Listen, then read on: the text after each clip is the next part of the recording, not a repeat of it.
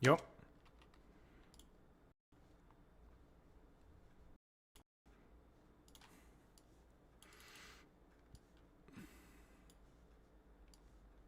Hello, Anderson.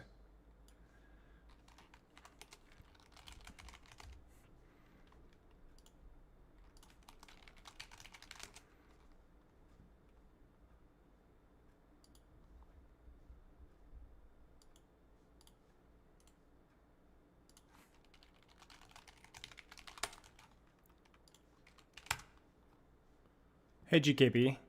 How are you?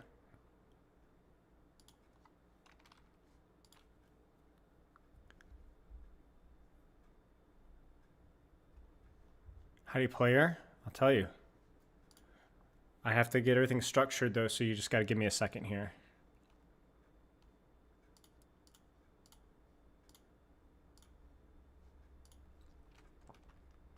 Yeah, so Thursdays are always longer because I have a lot of coaching back to back and all my sessions ran over, and I had to delay my uploads, and it was awkward.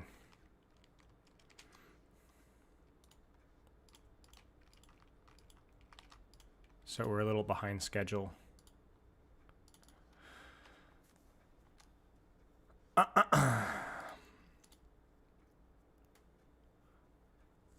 We're always behind on Thursdays, but today was extra saucy. What's the reason for 3K to 68K EDPI? Just a general recommendation for the a sensitivity that will involve using all three of your musculatures, for lack of a better term, wrist, fingers, and arm. That way you have a precise tool for every situation. But yeah, 36K is a very good sensitivity for most mousepad spaces. No tempo tank? You gotta look harder, my friend. If you look harder, you'll find it.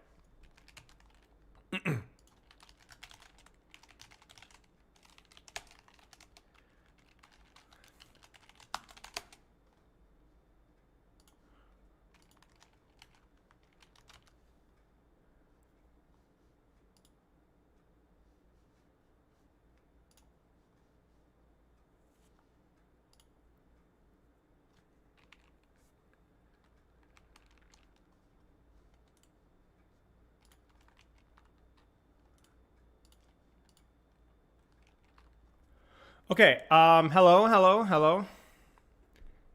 Is the next year the world's second tempo tank? Yes. This one will be the tempo tank. Surely the next character will be a tempo tank. What's up with the hair today? I mean, I don't know. It's getting long. I need a haircut. I don't purposely do anything with my hair. A shower? It depends how I sleep, you know?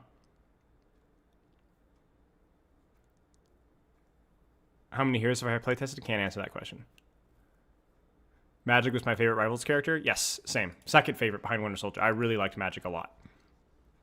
So I'm just gonna kind of chat here for a few seconds, for a few minutes, and then we'll get right into the trailer.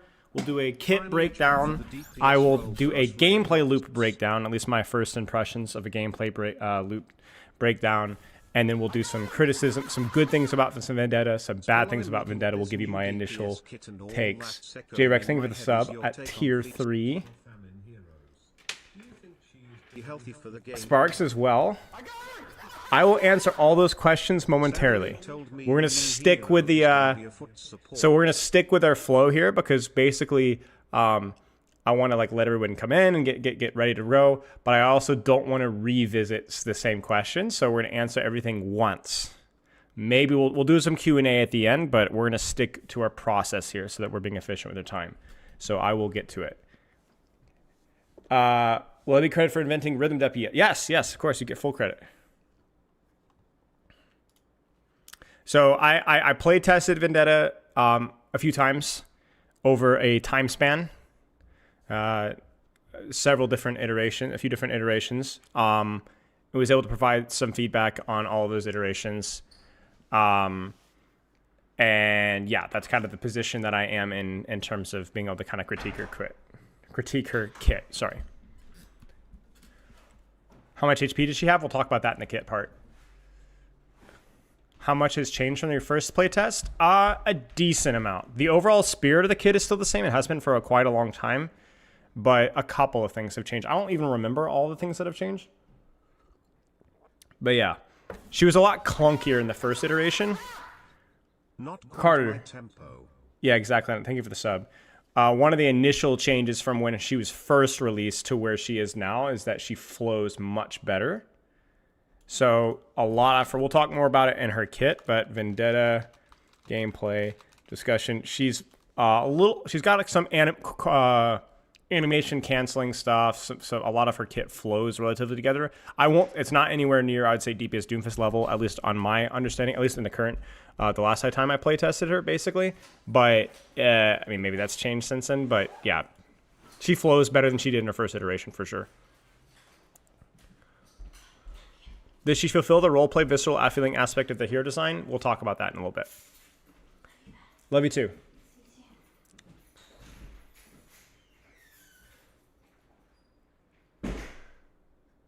How does it feel playing versus a character that doesn't have a voice design? It is a little strange, yeah. Yeah.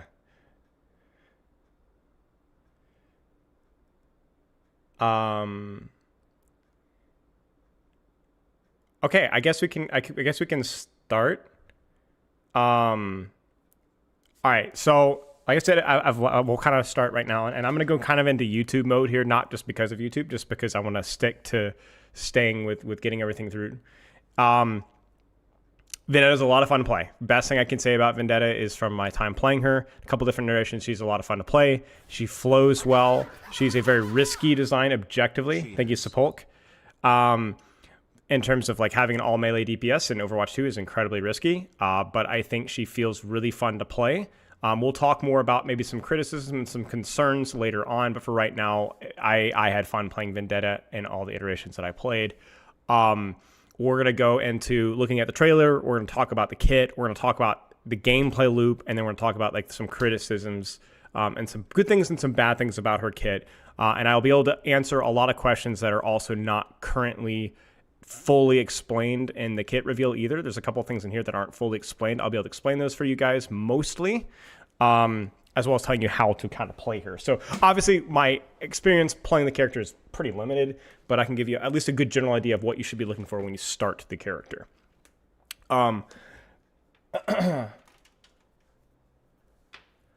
Okay, let's, I would recommend saving questions that aren't pertinent until the end for whatever section. I'll answer questions that are relevant to whatever section I'm looking at, but we're going to keep it relatively focused. So, okay. And we might even talk about KIRIKO later today too, so hang tight. I will not be able to answer anything story or anything unrelated to the character though.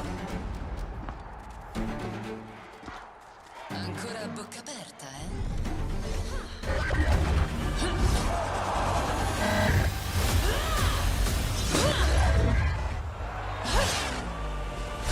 World's first tempo tank. Leave no survivors. You're finished.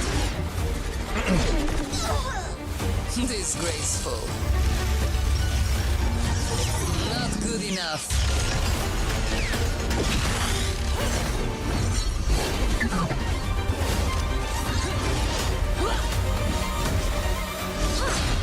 Dirt beneath my heel. Wouldn't want to be ya.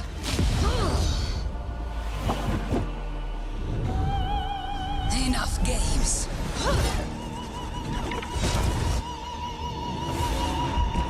Cut! Taste the Palatine Fang!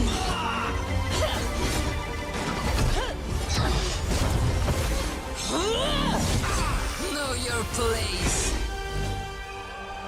Bow down. Che codardia. Oh, impressive.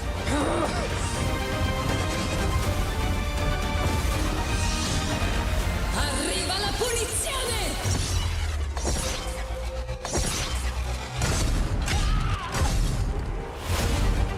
And so, my reign begins.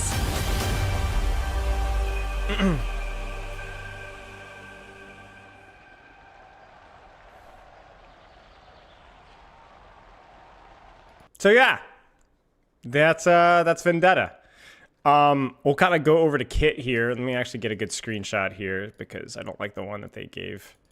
I hate using Reddit or whatever. Arm PNG. And we'll talk about kit here real fast. Let me get a good screenshot, like I said. How's that? That okay? I'll move my face cam if it helps. I think I will move my face cam. Give me a second. Let's drag it all up here because I'm way prettier. Anyway, and so is Twitch chat.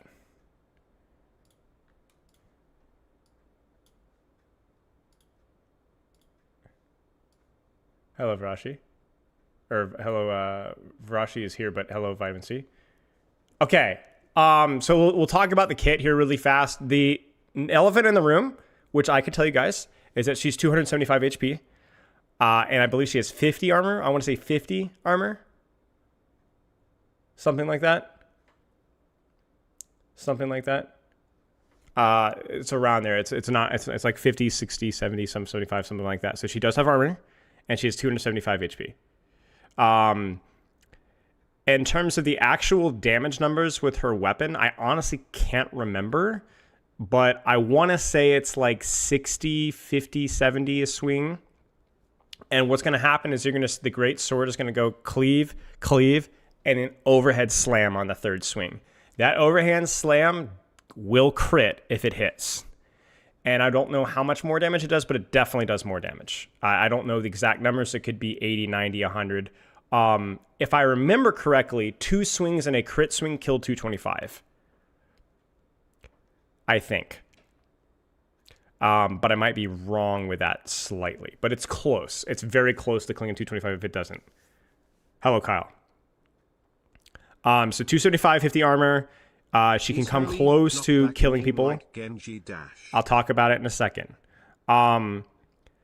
So the weapon, one of the concerns with the weapon is like how slow does it swing? I definitely think there's some design exploration there to be done. We'll talk more about that, maybe more in my criticisms, but it isn't super slow, but it is relatively slow. And you can't skip to the crit strike. You do have to swing the combo for it to go. Yes, you do need, they don't need to hit to progress the combo though. So you can swing behind a corner and then come out with a crit swing. So you can't skip to the crit swing, but you also don't have to hit the initial swings in order to get to the crit swing. Does that make sense? So you would need to, there is a lot of damage output potential, but you're not able to skip to the crit swing very quickly, right? So it's not quite as bursty as you might think. There's probably some combos out there that people will figure out, but as of right now, I think the obvious comparison to like somebody like Magic and Rivals, not quite as one-shotty, really. I haven't played Magic in a long time, so I can't remember the swing speed, so I couldn't answer that question, but I do know that there are fewer like one-shot stuff. And a lot of the questions about like ability layering, animation cancels, usually the answer is yes. The 2 different times I play tested her, the first time the answer was more often than not no-ish. It was very clunky. And then since then, time passed, I play tested her later, and it was much more fluid, but I still think that there's some room for improvement with how things flow. But for the most part, the answer is yes. If you're asking if you can do this and then do this, the answer is yes most of the time. Most of the time. Do abilities pause a combo or reset? I believe they reset. But I haven't tested that extensively enough. I believe they reset. No, I don't have any gameplay recorded or anything. No guide, no gameplay, no nothing. Like I said, it was legitimately just playtest. Providing feedback, that kind of a thing. This wasn't like a content thing. It was just me trying to give some feedback here. So, yeah, it's my phone. It's just spam calls 24/7. I should probably have it muted, but... Okay, so let's talk about her block. This one is by far the most interesting aspect of her kit in terms of design, not from fun, okay? Quick melee, I believe, yes. I believe she has a quick melee. I want to say it's like a hilt of her sword jab, but I honestly can't remember. I don't remember. I believe it's a hilt jab, I think. I believe. Yes. Okay, so let's move on. We'll skip to the passive in a second, but let's do the other part of her shield. Okay. So block with your sword, reducing frontal damage and deflecting melee attacks. I want to say it's 70, 80%. It's a lot of damage reduction. It's a lot of damage reduction. I do not believe you are not immune to CC. If I remember correctly, I believe you can get crowd controlled through it. So it is something you have to be careful with. I do believe it blocks your head hitbox for the most part, but you can get around it quite easily if I remember correctly. Again, don't take my word for all of this because this was stuff that you need to go into the practice range and grind out, and I was unable to do so. But it does have a relatively large damage reduction. It does go on cooldown for 1 second when you use it. However, it is not an ability so much it is a resource like Hazard. So you have a resource of how much you can block. However, the difference between Hazard block and Vendetta block, and this is really important, is that Hazard block is time-oriented. Vendetta's is not time-oriented. She has infinite block for time, but there is a damage cap. Think of it, it's like a shield. It's like a shield with damage reduction. I don't think we've actually seen that in Overwatch before, to my knowledge. Because Ram has infinite duration, Hazard has duration and infinite duration, or infinite, not duration, but amount. And then shields have amounts, but they block 100% of damage. So you can break her block if you shoot her enough. Depletes image, right. So if you do enough damage, you will break her block. And it takes time to regenerate. It is, I believe, 250 damage. But it's more than you think, and I'll get to some of my criticisms and my feedback later, which I definitely gave feedback on this, as you guys can probably guess, that I think the resource is too much, because it's hard to headshot her sometimes when you're dueling her. So 250 sounds like less than it actually is. There is a movement penalty during block, yes, if I remember correctly. Yes, it's a little bit like Doomfist block, yes, but you don't get punished for shooting it, though. You don't charge her up, or shooting her is good during block, unless there's something else to do. I got her! No, I don't think it's calculated like that was seen, but I might be wrong. I believe it's 80% damage reduction, so it would be more like 20%, 25% more than that. I believe it'd be more like, oh gosh, 60. It'd be like 313 damage, I think, technically at blocks. But I'm not exactly sure how it's calculated. But it is a decent GKB. Thank you for the sub. I should have some bronze support coaching VODs, yeah. So I believe you can crowd control her, I believe. So it is very breakable. You can break it, but again, it is not headshotable as easily from the front. I think you can, but it's hard more from the side. So it's a little bit more than you might think. And it has no cooldown like Breaker Rhine Shield. I think, no, it does. I think it has a 1 second cooldown. So basically. Now, before, I do want to talk a little bit about kind of like addressing each point in a clump. So maybe we'll change how I address this. Design-wise, I have some concerns about the swing speed. It can feel a little slow and a little strong. I do think that the character... you can see through the block, yes, okay. I do think that the character is not slow, but it is slow. It is going to be a potential question of like if she's too slow. And I do think the block might be a little bit strong. However, I don't disagree with the concept of having mitigation for her, because one of my initial concerns with Vendetta, especially earlier on in the early playtests, I don't remember if she had a block. Anyway, long story short, when you have a melee DPS, you essentially have to either have sustain or burst. You cannot have a melee DPS without sustain or burst, because you are putting yourself at such incredible risk closing the gap, just fundamentally. And I was concerned that they were going to give her burst, because I think that's the wrong choice in Overwatch 2. And Rivals, it's kind of necessary a lot of the time, because Rivals, it's really hard to chip through sustain. But in Overwatch, being able to hold a backline's attention for a long period of time is actually valuable and worth going for. And so, we'll talk about how much sustain that maybe block gives. Maybe it's too much. Maybe it's not the most interesting aspect of sustain. I'm not even saying that I think that. I just think. But I do think that going the sustain route was the correct play with a melee DPS. It's why DPS Doomfist was a thing. It's why Venture has shields. And I think more of a long, like for Vendetta, I'm potentially, we'll talk more about this later, but the gameplay loop on my impression in most situations is going to be about basically baiting attention, holding attention, and going for multiple cycles of pressure, which I like. I like characters that do that in Overwatch right now, and I think that's a much more interesting way of playing it. So I know everyone's like, oh, blockability, but you have to understand that there is actually physically no possible way to design a balanced melee character without having a block. It's not physically possible. Thank you, GKP. Hang on, my phone is ringing again. Let me just double check, make sure it's not an emergency. 1 second.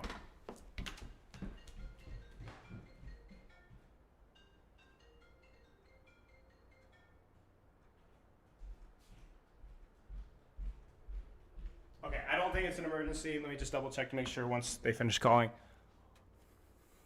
But yes, it's not physically possible to make a melee DPS without burst or sustain. And burst is, I think, probably a lot riskier and a lot more questionable in terms of its design. Okay, we're good. It's nothing important. Because that's what we had with DPS Doomfist, right? It's way too feast or famine of a design, which has been my criticism. You may disagree. I just think that's just something that we've learned consistently, not just in Overwatch, right? But even in Rivals as well. So block as a concept, especially because you can just break the block, it's fine. Now, there's going to need to be some tweaks, I imagine, with this quantity and how it functions. I 100% believe that, but I think as a concept, it's fine. The alternative would be leaning more into the mobility side of things. We'll talk more about mobility later, but as of right now, I just don't think the hero fantasy with Vendetta leaves into fast mobility as much. Shield? Yes, cool. Block has HP that you can break. Parry cooldown. Yep, there's lots of things that you can think of. We'll talk more about it later.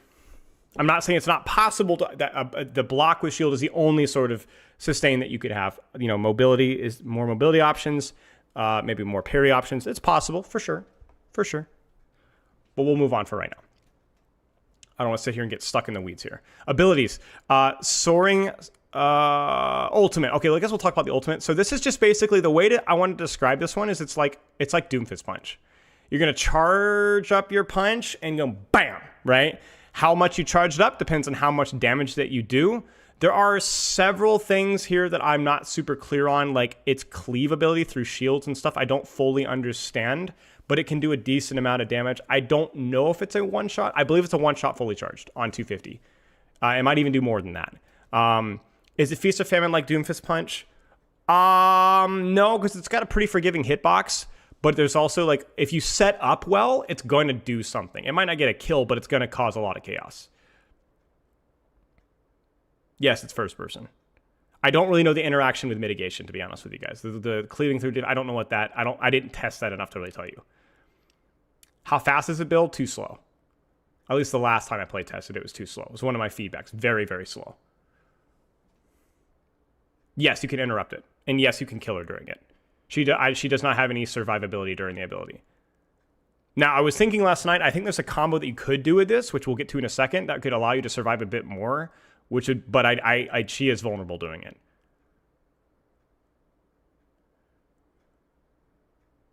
Yeah, the ult is not first person. Oh, I misunderstood the question. Can you change where you're aiming your ult while charging it? I don't think so, but I honestly can't remember. Okay, so let's talk about the abilities. Hurl your sword in the direction you are facing and then fly to it. So this is the one that you guys saw with the Wuyang. She throws her sword. It does damage. I don't know how much damage it does, but it doesn't do a ton of damage. But it does a decent amount of damage. So you can aim the toss, and then you go to the sword after a second. And then you go pretty quickly, right? So this is your main mobility cooldown. Crucially, this is omnidirectional. Omnidirectional. This can go up, down, sideways, laterally, down, anywhere. It can go literally anywhere. And it's on a fairly forgiving cooldown. I want to say like 8 seconds, 9 seconds, something like that, to where it feels like, again, like a pretty significant rotational engage ability. Now, this is important here. This is not something that's really described in this kit here. When you use your soaring slice, okay, we might, I'm waiting for my internet to be behaving here. Okay, I think we're back. Maybe we're back. Hang tight. Apologies if you guys are dealing with some bitrate issues. Hang on, I gotta chill here for a second until we're back. Internet moment.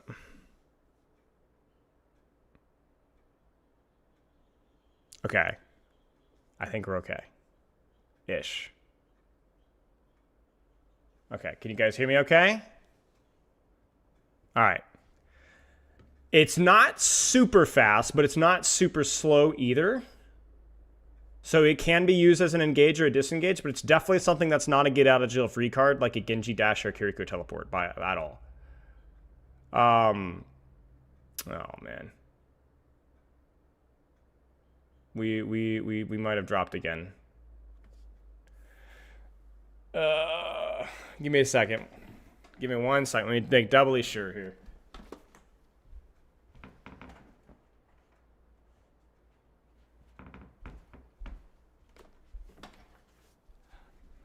We love the timing here.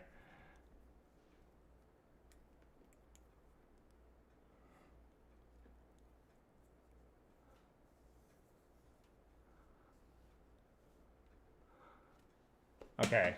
Yeah, my bit rate. Give me just a second to make sure there's nothing else going on behind the scenes here. I can close that. Close that. Yeah, it's definitely an internet thing. Okay. All right, we'll yeah, we were dipping in and out here for a second, so just give me a few minutes.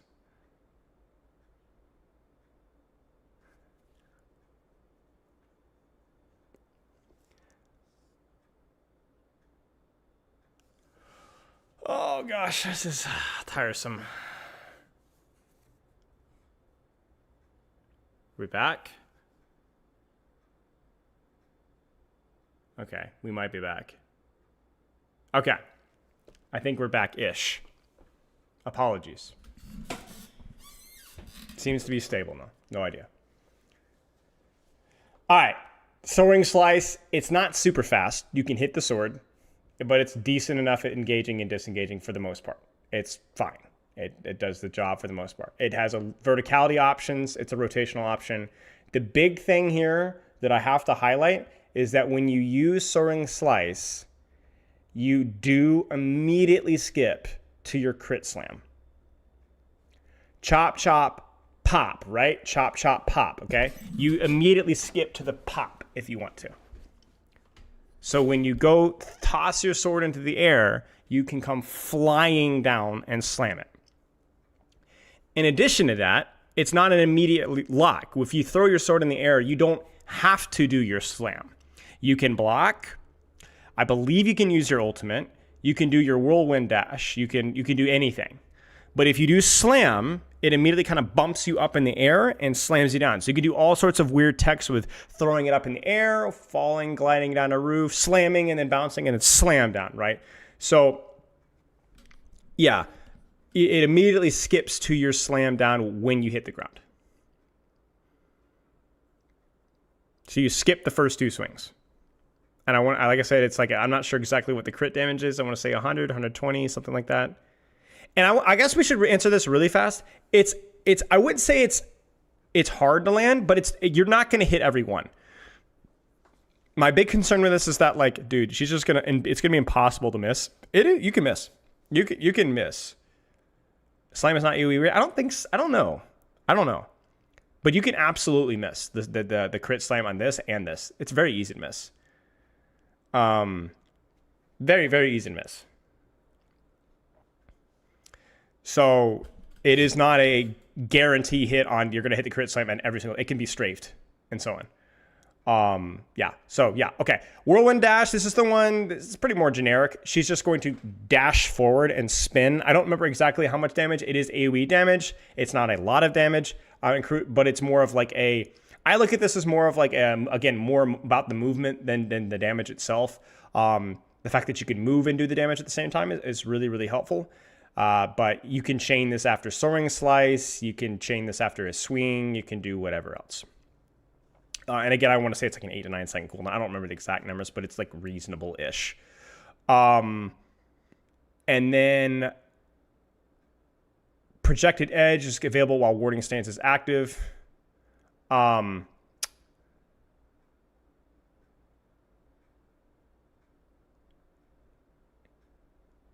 This is either new or has not been explored enough.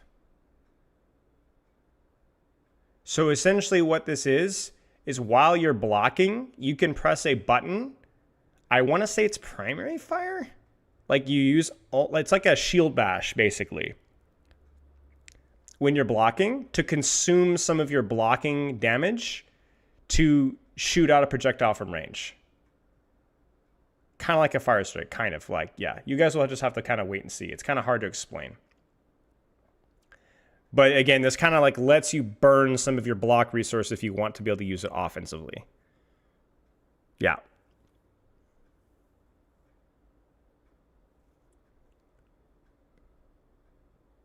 Yeah. And then the, so this is just like a slight range option. And then Onslaught is basically just kind of bloodlust. The more you do damage, this tiers up pretty quickly. I want to say there's 3 tiers.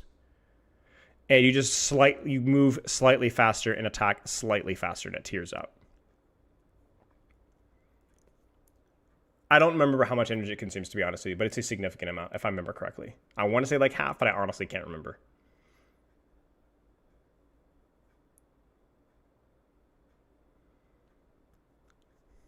There's definitely some balance concerns about this one, the Onslaught passive. I'll talk more about that and on some of what my feedback has been when we get there a little bit later.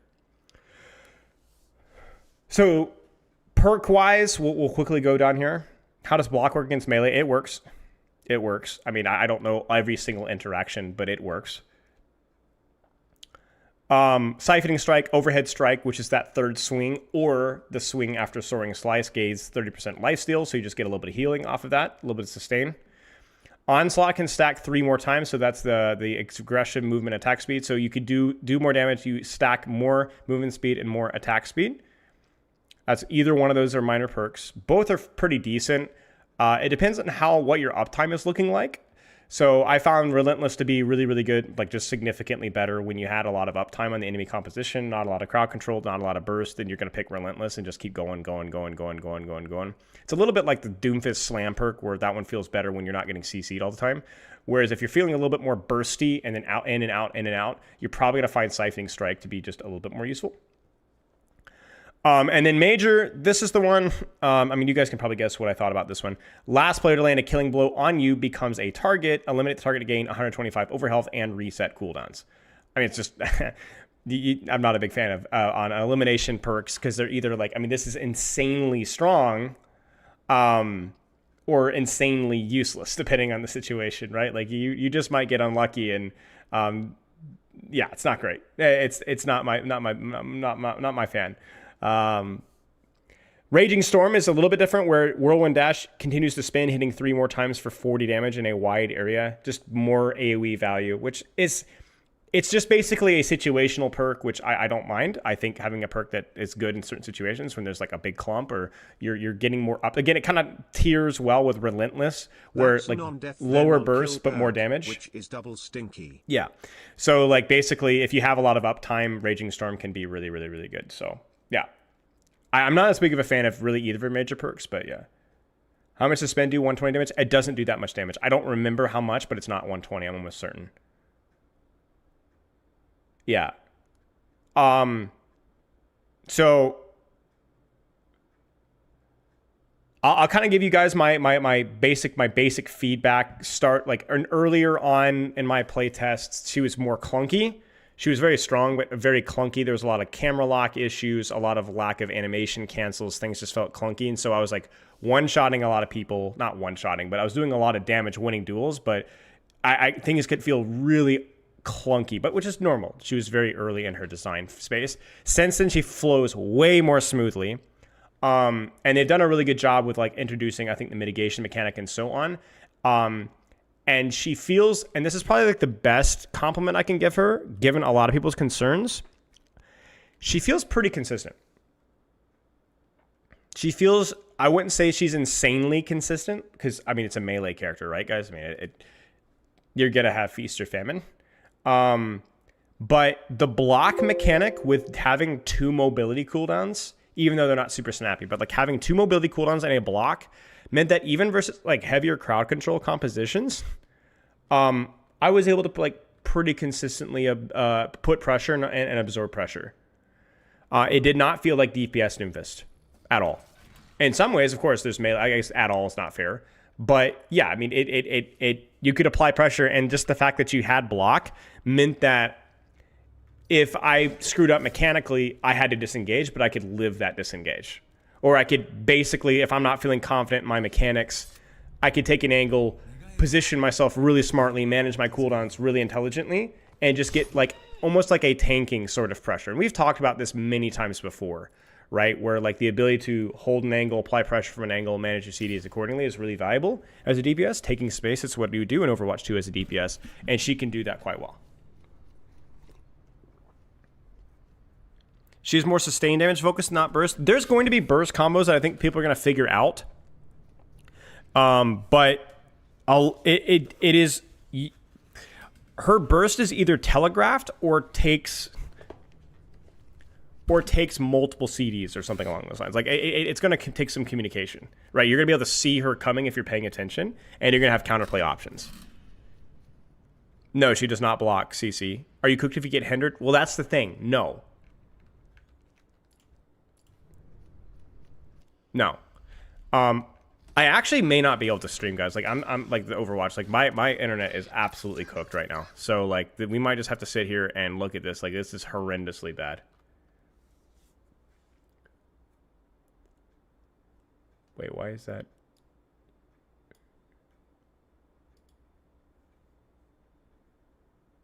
So we're just gonna sit quietly.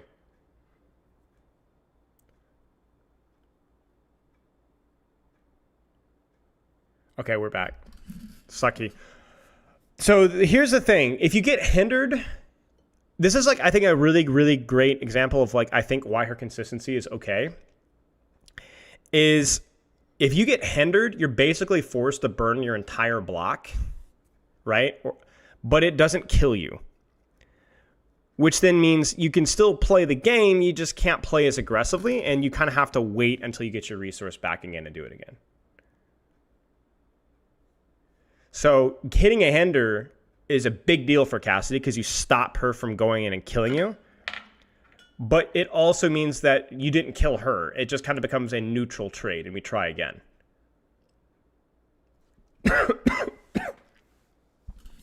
So gameplay loop, I'm going to have to describe this without gameplay because internet sucks. Basically, you're holding short-range off angles, unsurprisingly. The difference between her and Genji is that verticality is still there, but it's not as baked into her kit because she doesn't have wall climb. She can go high, but it takes a cooldown to do so.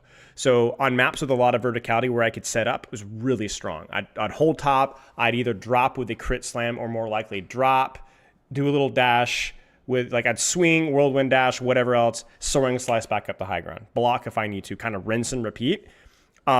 Basically just utilizing my survivability and my staging for pressure. You're really effective up close. Like you're pretty dangerous up close, and you're difficult to push out up close. So you're gonna play her like I would say like a Genji, a Reaper, something along those lines, with a little bit more sustain in those situations, but on paper a little bit less burst.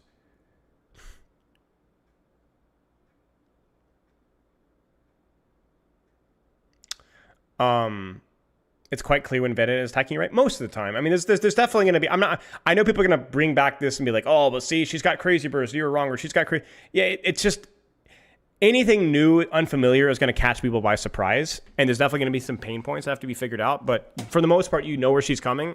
The major concern, though, I think for me, is that there is a lot of block resource, I think.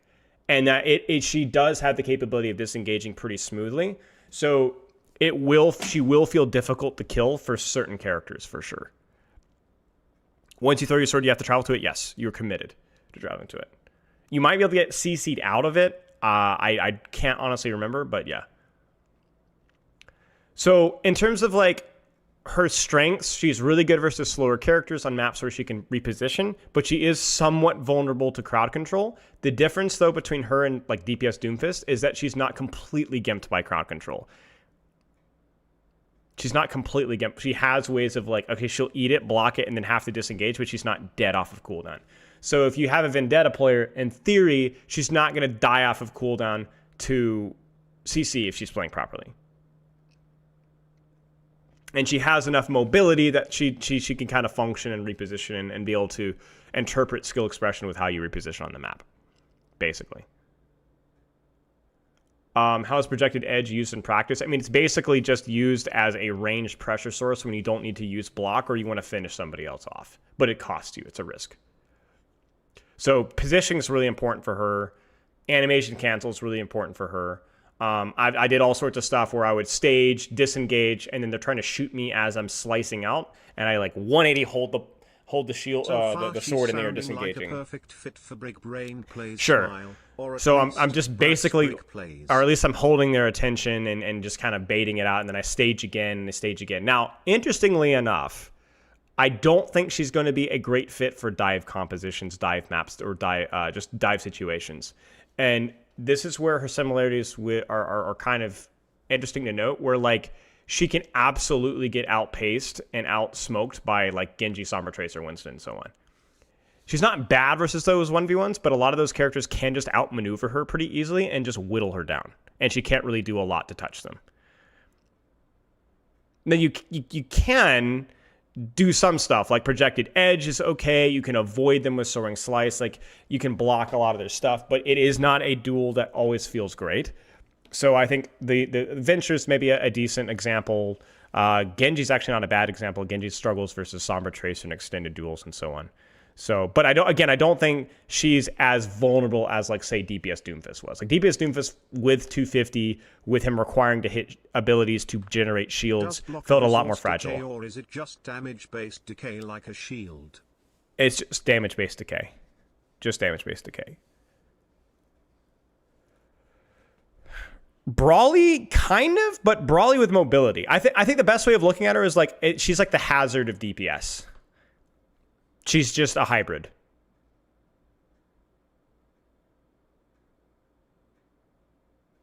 She feels like a Hazard for DPS. But the difference with the block slop is that Hazard's is more time-based. Hers is just straight resource. You break it with damage. All right, so I'm gonna give you guys the good. Like I said, is that she's a lot of fun to play. There's a lot of animation canceling that you can do. It definitely feels like they're trying to go into a more sustained, focused aspect of the game with the melee DPS as opposed to DPS Doomfist. And it also feels like they are sensitive to the fact that, you know, block could be really strong. There's a lot of combos that you can pull off because positioning is like there's a lot of things that you can do with her positioning. There's like a lot of angles that you have to hold. A lot of rotations is really, really important as well. So there's going to be a lot of skill expression, not just with her mechanics, which I think her mechanics are like kind of middling, like mid. She's not easy. She's not hard mechanically, but because she has mobility, there's just a lot of ways to kind of express your skill and how you're managing your CDs. So I would say she's probably like a middle of the road in terms of like skill ceiling, skill floor. Maybe a slightly higher skill floor, slightly lower skill ceiling. That would be my expectation. But that's just like an initial gut check, which that might change. That's my gut impressions are not perfectly accurate, obviously. In terms of the negative things to say, I am concerned about block resource in terms of how much it will be used. A lot of what you like it might be too much. I do think that some of her perks are pretty middling. I'm concerned about like Swift Vengeance and Raging Storm both in terms of they're very, very inconsistent in what they're useful or not. And especially with the case of Swift Vengeance, I feel like they can be too strong in certain situations and they're just completely useless in others. I want to keep an eye on Onslaught. A lot of my feedback the second time around playtesting her is Onslaught going to be a problem in terms of snowballing, right? Because this happens all the time with melee DPS, is that if they get resources, the inherent value of being able to close the gap with pocket means that you can kind of snowball off of those things quickly, especially if you're a resource-based character. The difference between her and DPS Doomfist is that the snowballing isn't through her HP, it's through her attack and movement speed, but ultimately the point is still the same. The more you do things, the more difficult and more lethal that you're going to get. So for me, I'm concerned that this is going to lead to too much inconsistency with output. And part of my feedback was I want to see if they could pivot the way that Onslaught works to where it's more front heavy. So the first thing that you do has a larger percent of your Onslaught percentage tiering up. And then tiering higher past tier 1 gives you very small bonuses. Still worth doing, but it's not insanely strong. Where this could be a situation where if you give Nano Boost, Zarya Bubble, she's just going to kill everybody. Now, to be fair, there's a lot of targets that'll kill everybody with Nano Boost and a Zarya Bubble. But there is, again, just inherently a very snowballing aspect concern. Now, again, as much as I am a little bit wary of Warding's stance, I do think that Warding's stance is the best aspect of her kit in terms of preventing snowballing in either direction from being a guaranteed thing. I think anybody playing DPS Doomfist back in the day realizes that there was really no way to avoid the snowballing aspect of his kit. He was too fragile and too dangerous. This character with the block, even if you are screwing up, you can still hold attention and get out alive. And I think that's an important aspect that can maybe keep her in check. Would you want her mobility to be faster? My feedback is if for whatever reason she's weak, which I don't anticipate that she will, I anticipate her to be quite strong on release, certainly just because people are trying to figure out how to play versus her. My question was if she's weak, it does need to be balanced out through snappiness of her kit. Her animations feel pretty fluid, but they can feel a little bit sluggish. Both with her swings, the dash, the whirlwind dash, the whole 9 yards. Out encounters where she gets a fat cleave or good sure. Spin on a couple of folks. So basically, that's my question: is like, are we snappy enough? Are we snappy enough? Because that is one thing that I like. Because you have to find the balance between being snappy and burst focused. So when I mean faster, I don't mean necessarily doing more damage. I just mean more fluid. And I think she's a lot more fluid the second time I play tested. But there's still some questions of could she be a little bit faster? Could it be a little bit snappier?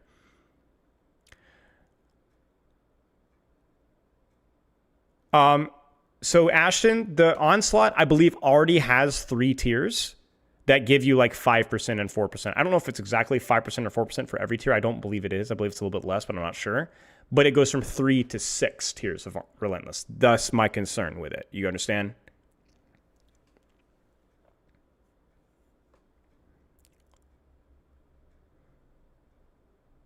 Or is anything with the sub?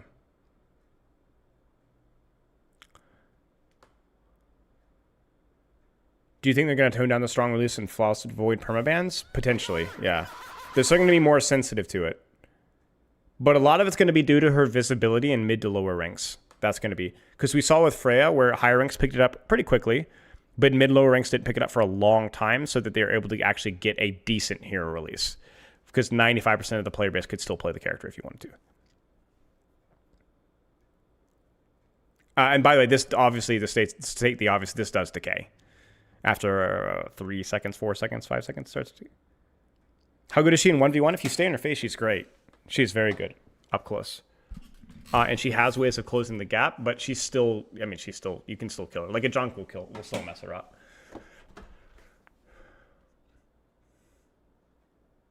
Was Onslaught like empowered? No, Onslaught is just in the back. Onslaught's permanently. It is a true passive. You can't save it. It just sits there. It's decaying or increasing constantly depending on your ability to do damage.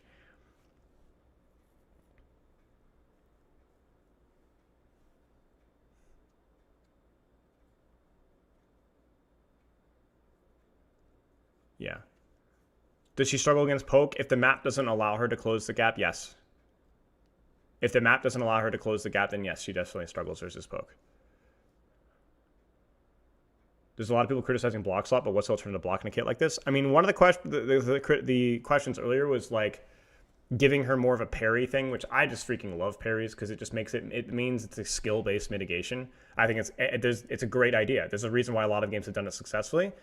But if I were to have a parry in her kit, I do agree what I would want it to be is cut her block resource in like half, But on the initial frames of the block, when you have, let's put it this way, when you have full block resource, for the first half second of blocking, you absorb all damage. Maybe you're not immune to CC, but you just absorb all damage. So it gives you infinite block resource for the first half a second of your block when you have full block resource. But then once you use it, you lose your parry. You kind of get what I'm saying? Maybe that's just immediate gut reaction. I have no idea if that's good or bad, but I do agree with you that like having some sort of block damage is unavoidable. If you're critical of this character having some sort of mitigation or sustain, then you don't want a melee DPS. To be clear, that's not how it works. That's just how it could work if we were to have a parry. It's just not possible to have a character to close that gap without some form of sustain without having burst. And you see that all over Overwatch. Like every single melee-oriented character either has heavy sustain through heavy mobility, mitigation, whatever else, or insane burst. Reaper has both, somewhere in between. Junkrat is all in on the insane burst, as by far the strongest burst in the entire game. Genji's more sustain with his mobility, deflect, dash. His mobility is a lot better than hers. Tracer's definitely all in on the mobility and the sustain as a result. There just isn't. So if you're a parry pilled pariah like yours truly, then I get it. That's a legitimate criticism, but I just burst damage just couldn't work with this kid. It would just be insanely OP.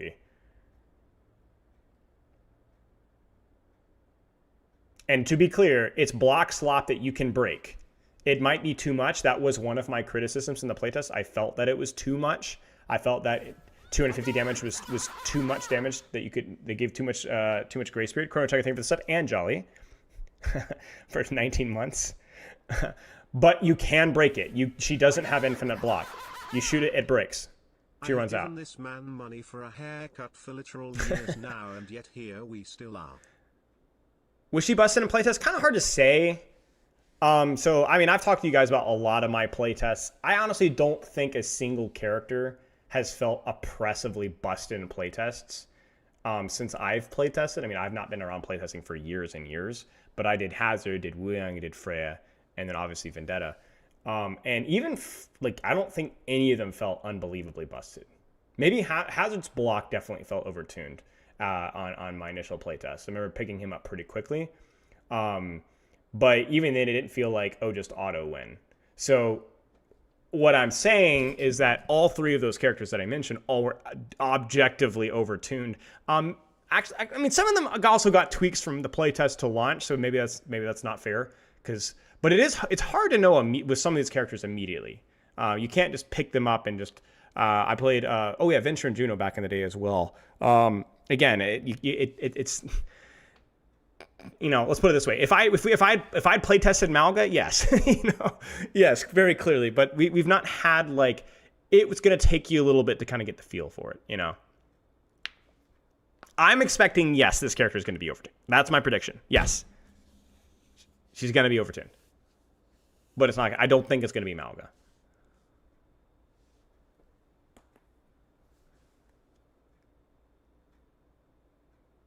So, Swift Vengeance, good or no? Yeah, I talked about my major concerns with giving feedback there. So, let's put it this way. I had a lot of fun playing her. I don't think she's going to replace any of my all-time favorite characters.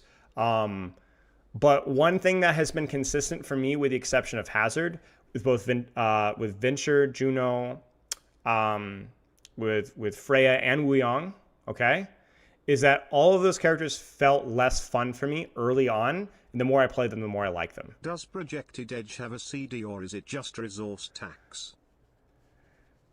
It's just a resource tax. I don't know if... actually, I don't know, Brax. I honestly couldn't tell you, actually. It's a good question. This character felt, I would say, on initially picking her up, more fun than any of the four characters that I described. She was on par with Hazard. And I really liked Hazard from out of the box. So if it follows the same trend, then I'm probably going to like her more than I think. So... she was fun on picking up for me.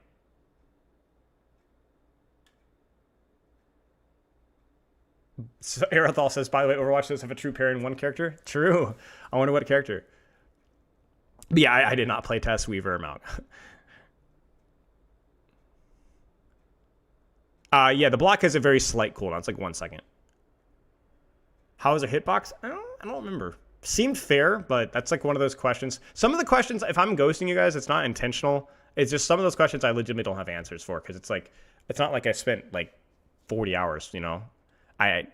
So. I think anybody play tested Life Feared Malga? I mean, yeah, it is what it is.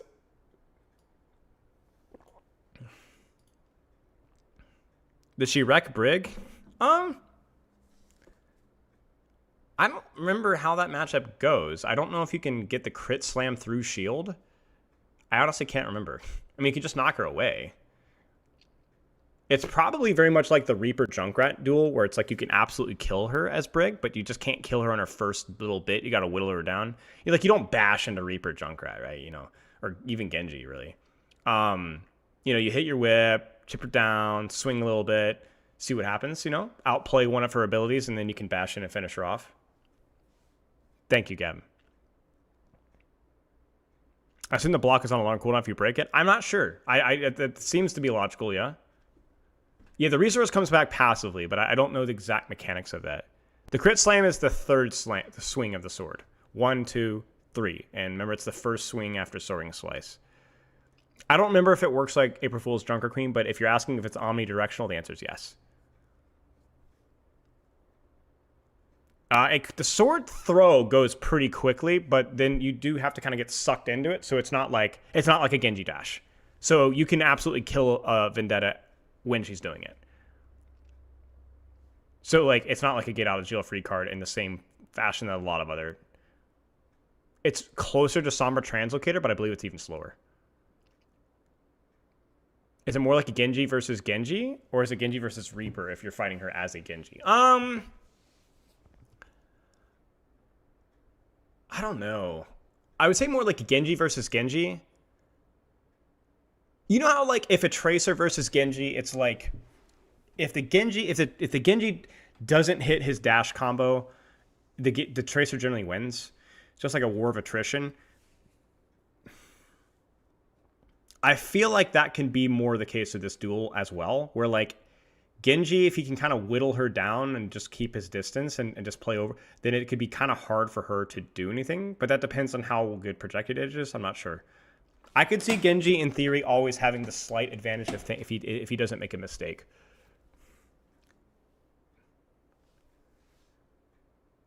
If you were attacking her as her on Circuit Royale, how would you roll it and where would you go?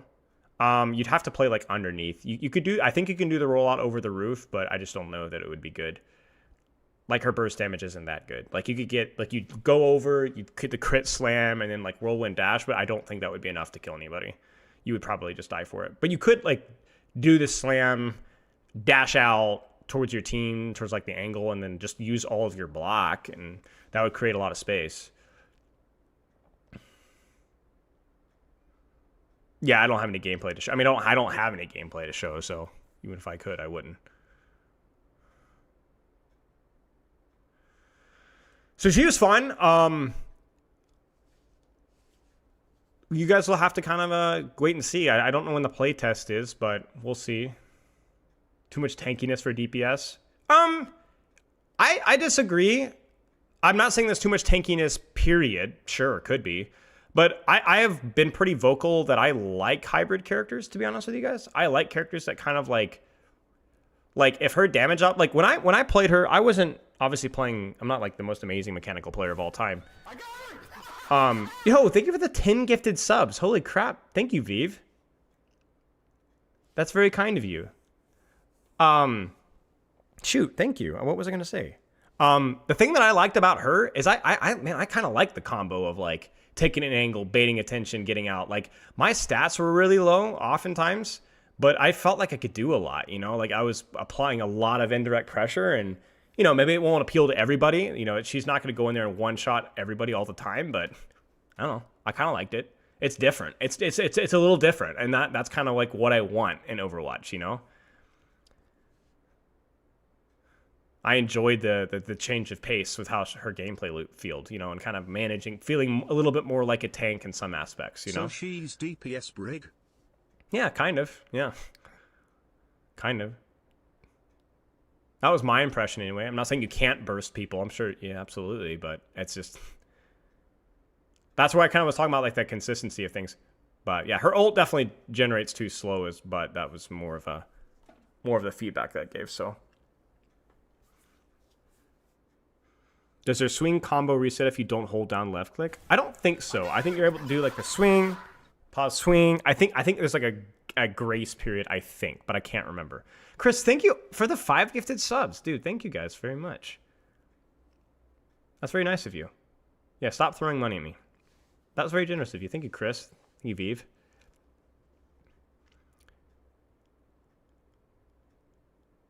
Yeah, I mean, certain matchups are bad, like Orisa or whatever, for sure. But again, you just don't. That's why we have Soaring Slice. You know, that's why we have Whirlwind Dash. I mean, that's everybody's answer versus characters like Orisa and Zarya and so on. Is there ult just Mirror Watch Ryan? I don't remember Mirror Watch Ryan.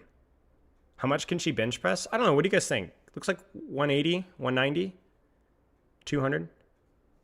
Not a lot, but 180, something like that.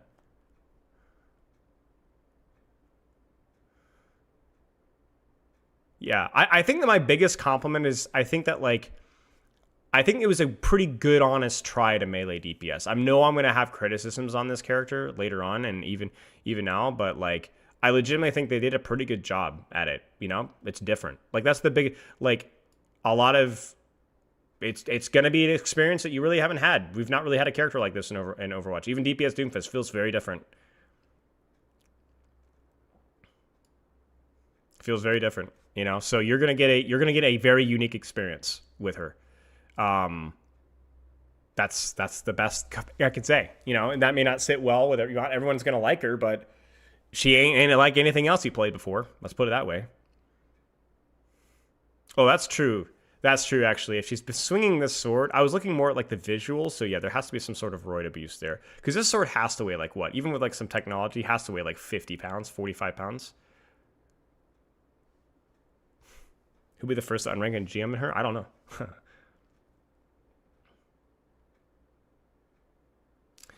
Link for Mirror Watch Rhino. I mean, I don't know. Like you guys saw it in the freaking trailer. It's just a whoosh thingy. Does the whoosh. The last change is Earth Shatter. It says knock down all enemies in a narrow path in front of you. While Earth Shatter is a lot more narrow, like a dick. No, it doesn't. It's not. There's no crowd control. It's just whoosh. It's just like a big old fire strike. It's just a big old whooshing, high damage fire strike. So.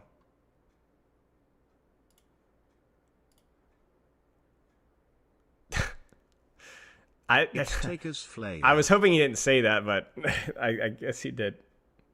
Taker's Flame. What's up, Rag? Does it pierce barriers? I believe so, yeah. I believe so, yeah.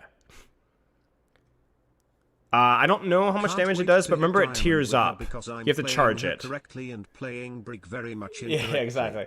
You have to charge it up like a Doom Punch, like I was saying. But on tier 1, I don't think it does. I think it does like 150, 220, 300 on the tiering. I'm just completely making those numbers up, but that's the ballpark of what I'm getting. I don't think it's a one-shot at 225 or 250 on first tier. And then I do think to get a one-shot, you do have to charge it all the way up. Does she make a lot of noise? I don't remember.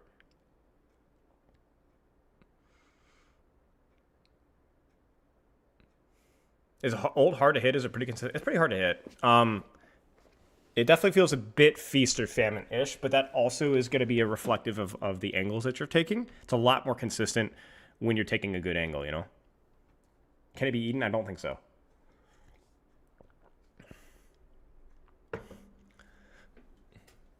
But it is something you can absolutely LOS pretty consistently. And you can just kill her during the cast as well.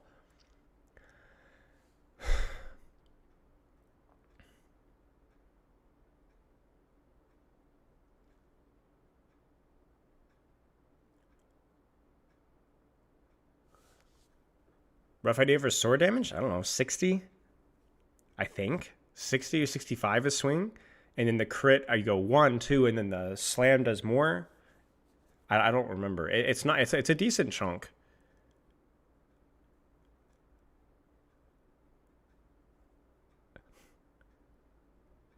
Yeah, you are locked with the ult. Yeah. Does she have a damage buff versus Reaper? No. Her model's pretty big then. She's not small. She's a larger DPS for sure, but she's not like massive. Skin potential? I don't know. Was her hit feedback solid? Yeah, pretty. I mean, the best feedback that I can give is that she felt pretty fun to play, so that is a big compliment to how she feels. Could you get multiple people in one swing? Should be, yep. It's just hard to at Overwatch 2 because it's not like a massive. As I said, that overhead slam is a little bit more narrow than you think. You do have to kind of aim to hit it for sure.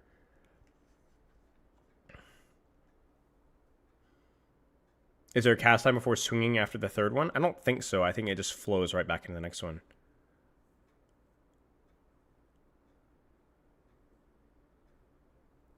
I don't think she's as big as Weaver, no. She's smaller than Weaver. She's a tank killer, no. Certain tank matchups are probably going to be her weakest, although block definitely helps. She doesn't really have like any CC or major burst. You can off angle on a tank, depending on the tank, just fine. But she's not like a tank abuser by any means. What kind of relics are good in her? The one where you triple soaring slices, distance and speed. That one's really good. And then Siphoning Strike gives you 100% lifesteal over heal, so you can actually just give yourself like 500 health. That's my favorite secret relic. Can Hook go through block? I believe so, yeah.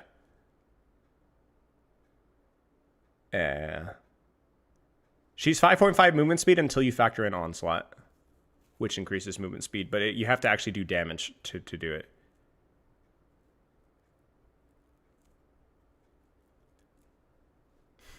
She's 275 with 50 armor, I believe. She's 275, I know, and I believe she has 50 armor.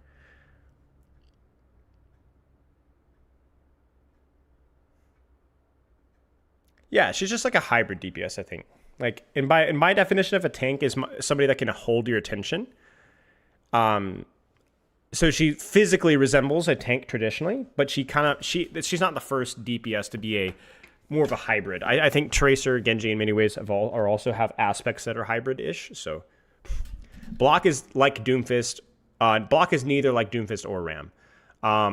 It's neither. It's neither. You can break the block. Doomfist and Ramatra have infinite block. That damage amount, just how long the ability lasts. You can break her ability. She runs out of block eventually. Does projected edge trigger the passive? I don't know. I think so. Should be. What supports will work best with her? Anything that can pocket her from range. Brigitte, Kiriko, Wuyong, Zen. Basically anything that can provide... Because the way that blocking works in Overwatch is that sustain is amplified when you can mitigate... Basically, you amplify the value of healing when you're blocking because you have effective more HP during those burst limits. So... she can cycle healing, blocking, which means any sort of range support's going to feel really good in her. I enjoyed her voice acting. I don't remember all the voice lines, but I really enjoyed playing her. No, holding block does not drain resource over time. Only damage drains it. But there is the opportunity cost of, you're just standing there blocking. So... because that also tears down your onslaught as well. Because you have to, if you want to keep your onslaught or relentless going, you have to keep doing damage. So there's that risk reward.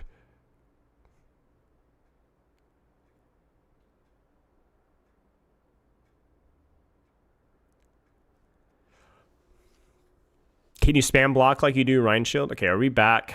Oh gosh. Okay, I think we're back. Can you spam block like you do Rhine Shield? No, there's a 1 second internal cooldown, I believe. Does she speak Italian much lines? I don't remember.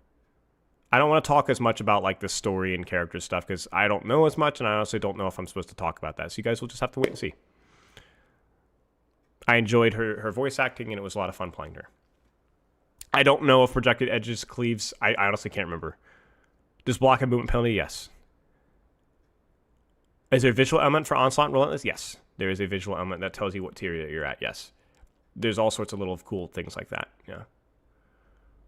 How do you play your optimally? I talked about it earlier, just short range off angles, using your verticality. Nothing super, like there's nothing super fancy with her. I mean, very rarely in Overwatch do you have something super fancy, but yeah, short range off angles, baiting attention, manipulating attention, disengaging as you need to. I hate Italians. Yes, that is true. Worst matchup? I don't know. I think on maps that have a lot of verticality or are very broad, I think it's really tough to play versus tracers and balls. You know, Genji, Sombra, anything that can just outmove her can feel challenging.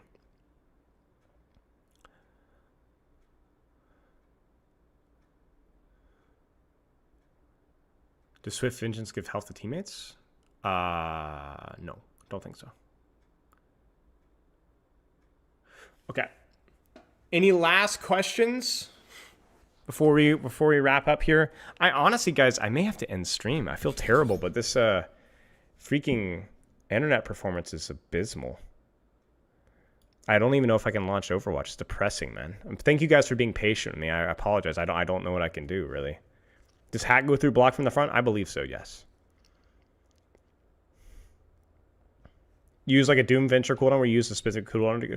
Well, I think Doom and Venture are a good example because I think that, yes, you use cooldowns to go in and go out, but like Doomfist Venture, you don't just follow a cycle of punch in, slam out, or slam in, punch out. That's a wrong way of looking at how the character is being played.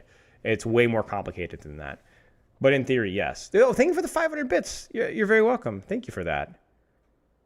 You look terrible too? Man, frick you. Do Freya Pharah not hard counter? Probably good, yeah, sure. But they're also slightly slower compared to like Tracer Sombra, so she has ways of closing the gap in them more often than not. Do you think DPS Doomfist characters will be happy for this character? No, I don't think so. It's not really designed for them.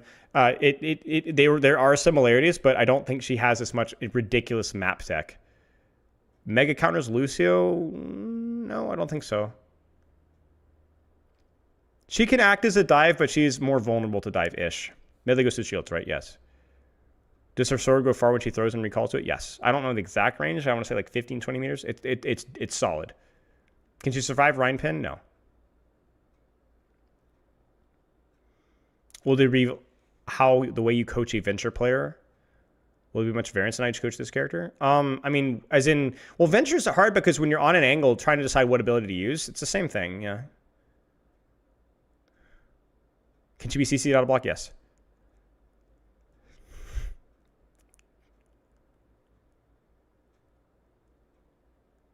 Can you cancel the soaring slice? No, but it can be canceled for you. AKA, you can get CC'd out of it, and then you don't move. Your sword just goes right back.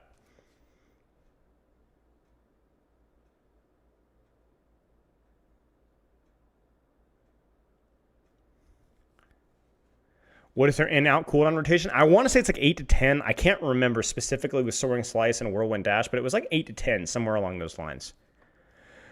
And I believe her passive procs from all the attacks, yeah.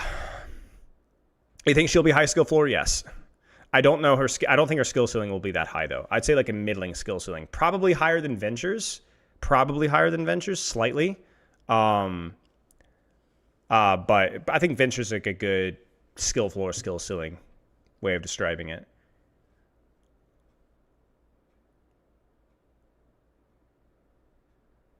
I don't remember a lot of her other perks. I don't even remember if I initially play tested her with perks. I honestly can't remember. Yeah, she does have a quick melee. Yeah. Yeah, the sword throw is the same range every time. You don't manually stop it. I believe if you like hit a wall, right, for example, or a floor, it'll stop there, obviously. It's like Genji's dash in that way.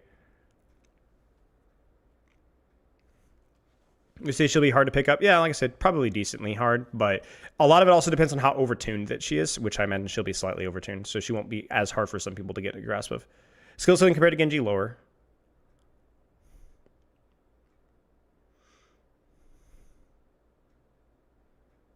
I don't think there will be as much tech and mechanical expression as there is with Genji. But I don't think that she'll be an incredibly easy character objectively. Subjectively, like I said, she might just be overtuned, and so you can get away with some stuff. My first playtest was almost a year ago. Relentless and Raging Storm, just kind of the right answer. Maybe. It depends on the value of Raging Storm is situational because it does take longer for your whirlwind dash. So you're stuck in the animation only doing 40 more damage, which is like decent, but it's not like pa pa pa pa pa. You know, it depends.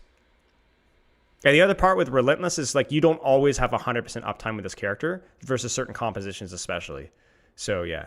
You may never get past like tier 3 of your onslaught in certain situations. And so it's kind of a waste.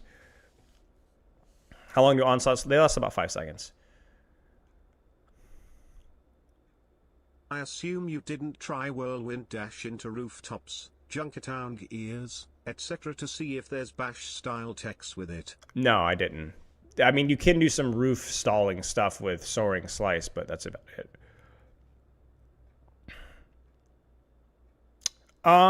She's fine to play versus. It's kind of hard to answer that question, to be honest, because I don't feel like I played versus her enough to give you a full answer. Hard to say. We'll have to wait and see. I don't remember her exact range in her primary fire. She doesn't feel that close to Magic, no. Magic feels way more way burstier. For better or worse. I think Magic in Marvel Rivals is a perfect character for that game because the burst is really important for that game. I think Vendetta and Rivals would feel terrible and vice versa. But does she feel fun to play like Magic does? Yes. Does her dash boop? Don't think so. If it is, it's really slight.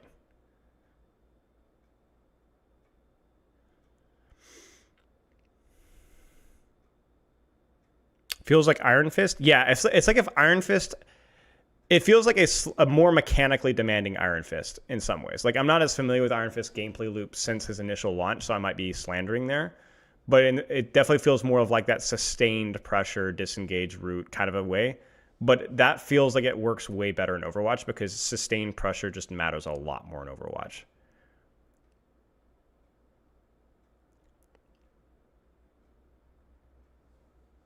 He's freaking tank busting in Rivals? Man, how the times have changed. That's funny. Type of comms. I mean, I just think she's gonna fit with Venture, she's gonna fit with Genji, she's gonna fit with, you know, she's gonna like speed boost with her tank, she's gonna like bubbles and range support. I could see Brig, Zarya, Kiriko, Genji, Venture, Reaper, Junker Queen. I mean, unironically, I actually think Junker Queen with some sort of like Kiri Lucio, you know, pro level would be fine. But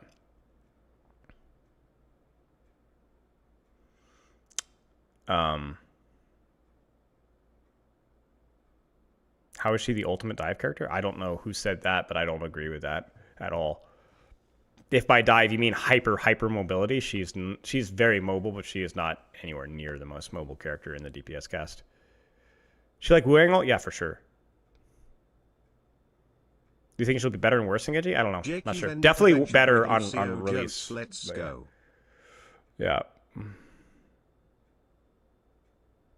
Post from Overwatch Twitter. I mean, yeah. I mean, sure. I'm the bear. I'm the vibe killer. You know. I'm gonna tell you exactly how she's got to be played for the most part. You know, because I've done this for a long time. So yeah. I mean, facetiously, sure. The ultimate dive character is it's, what do you mean by ultimate? As in the cool character, fun, moving around, feels awesome? Yeah, ultimate. As in the ultimate overpowered, ball, Sombra Tracer, you know, that Kiri, whatever. Block completely stop Genji Blade. 3 slashes will break it, and then she dies, I think. Which is a lot, but yeah. Do I remember any animation cancels or combos? I mean, from the get-go, I was soaring slice into whirlwind dash from spawn, so going whoosh, whoosh, you know? I was also dashing into the air and then blocking, just to basically get out and hold attention. There's a couple, I can't remember all of them, but those are the ones that came to mind. I don't know anything about Stadium.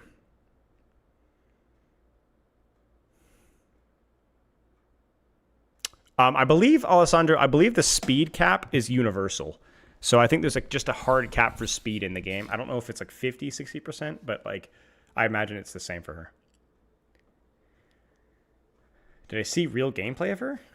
What does that mean?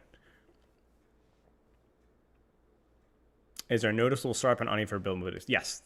I mean, you still have to throw the sword. It's pretty fast, but it's not like 75. Thank you.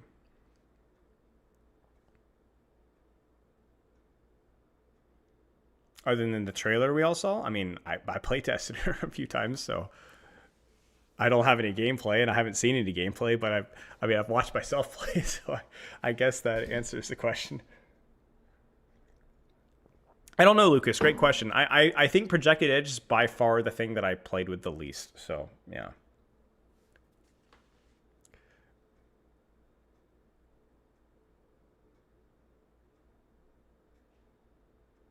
If she had 6 base speed, that would be incredibly broken, I think.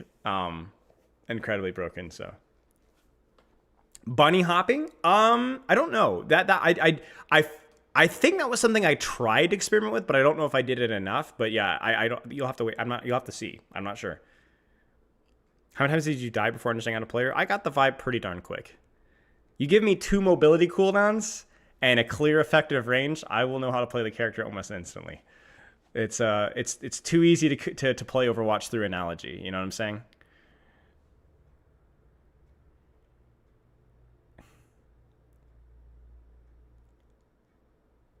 How come only Genji Tracer gets 6 speed though? Because Genji Tracer, a lot of their mobility and survivability, their survivability is through mobility, whereas she has a block resource, so she in theory doesn't need it as much. Now, if you took away a lot of that block resource, maybe.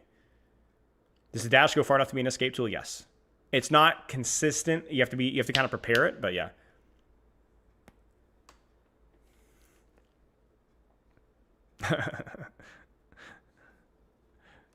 Asking a gold 3 player about tech. Shut the frick up. Against and versus Winston, it's fine. Winston can definitely, if he plays just outside of her, I think he outranges her with primary fire. I think. I'm not sure.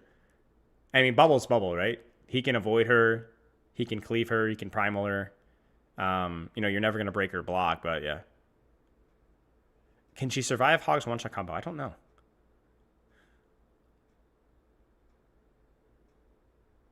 Can you use Slice to use? Yeah, you can use it to get out, yeah. You think they ever could add a new Genji Tracer level speed dive character? I don't know. I mean, I sure, hopefully. I don't know.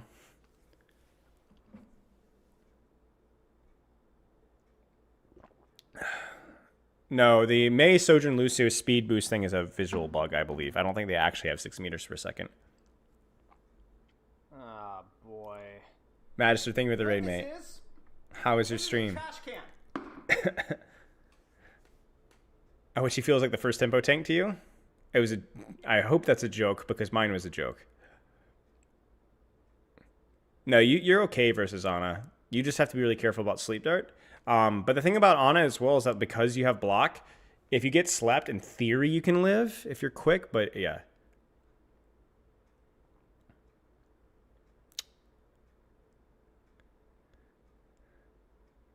The 6 speed is a bug in practice range, to my knowledge.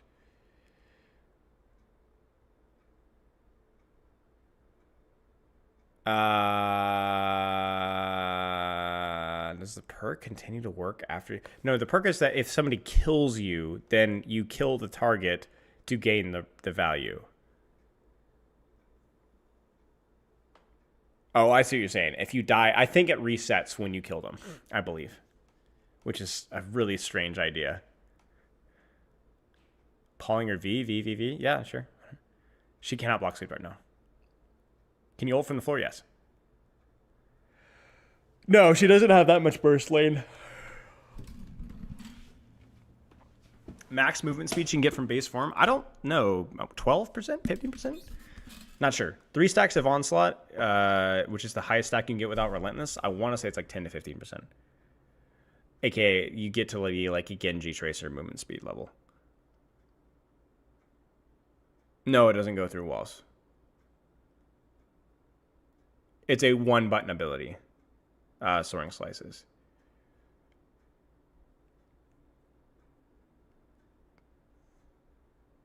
Yes, it can. You can combo these 2 in the air, yeah. Hitbox is like mid.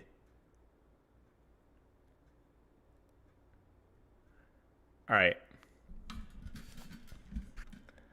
Her abilities look like MOBA? It's different for sure.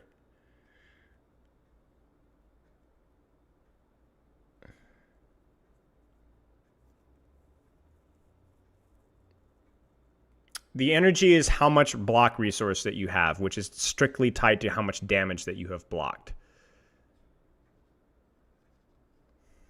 So, you know, if you block like let's say you block a Bastion turret, your block's gonna run out real freaking fast.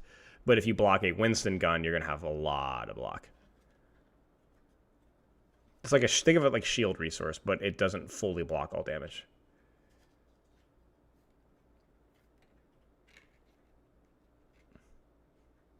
Is he going to suffer against hitscan? I mean, you have lots of ways of closing the gap, so no. Good with Raymond hazard comps? Yeah, could be. Could be. I can break shield with holes in it? Sure, yeah. Mm-hmm.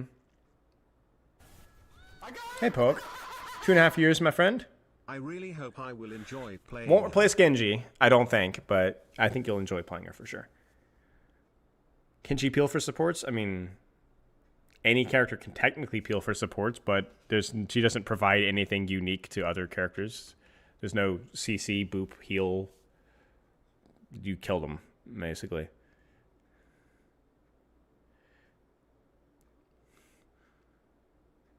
That's about that. I think that's about the only thing it could do, so.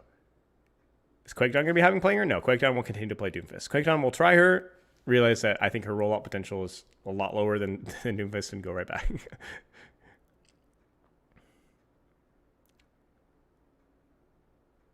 Do I dare, chat? Do I dare pull up Overwatch? Do I dare? Not enough Cliff. I mean, there's just not enough ridiculous rollout potential, right? I don't think a single character in Overwatch does, besides maybe Ball. Right? Yeah, exactly, Quake. You're gonna like her, but it's a much more even experience compared to even tank Doomfist. So, like, I don't even think Wrecking Ball has the same rollout potential from Doomfist in terms of like the reward for it. You know, I think Ball has a lot more important text than Doomfist, like important text, but I think Doomfist has way more flashy text. You know what I'm saying? I don't know, Chase, man. I have no idea about the projectile damage. It's not something I've tested near enough to give you factual information, so I will not spread misinformation. My gut says it's probably the same amount of damage and it consumes the same amount of resource, but I honestly don't know if that's the case or that's just me guessing. That's literally just conjecture. I'll find my own path. Good with Raymond hazard comps? Yeah, I think so. Like anything that's gonna be like that medium range hybrid-ish. But my internet's cooked. Look at my latency, guys. 170. And I don't think that's even the server that I'm in, because that's, that is a practice range problem, but I actually don't think it is. Shouldn't have put your head there. Did you know the Diva range perk makes the missiles come out faster? I did not. The battle ignites me. Blizzard please 6. If it's not, it's my internet. My internet's just cooked. Yeah, I'm using, so basically I have T-Mobile because I mean, you guys remember the Spectrum days, no? Not that long ago. Legitimately had to like cancel like 5 streams. It was great, and then it would just completely explode and die and never come back. Whereas T-Mobile was like the 5G thing, which meant it was like inherently inconsistent, but at least I could stream. So I'm technically wired to a wireless internet, which means there's going to be inconsistency. The problem is that recently it's been really more like Spectrum. And it's the only freaking option that I have in the area. Cheers, Magister. So, terrible. Terrible. So I'm going to have to figure something out because it's been... How does our abilities interact with map geometry? I haven't tested enough to give you a full... Is there any consistency issues? I mean, of course, it's Overwatch maps, my friend. But probably not the same level as Doomfist. Starlink, maybe. Maybe. Time for a new mansion, if only.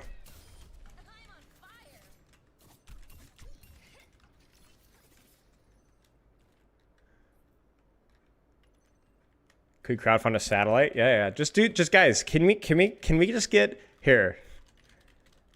I'm gonna ask for.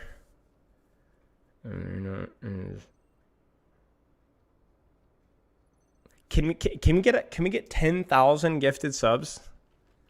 Or 100,000 gifted subs? Could we do that real fast? Wish I could have fiber, you and me both, my friend. Just real fast. I don't ask for much. I'm just asking for 100,000 gifted subs. All right, guys. Tier 3, yeah. And just bond them together? Yeah. Dude, Spectrum is so freaking cringe, dude. I had them come out so many times. They're like, oh, I think it's just a location issue. I'm like, bro. Ugh. Lol. Thank you for the sub, and thank you for the 100 bits, Brax. I appreciate you guys. We are. That is a sub and a third. A sub and a third, guys. Sub and a third. We love that. Thank you, guys.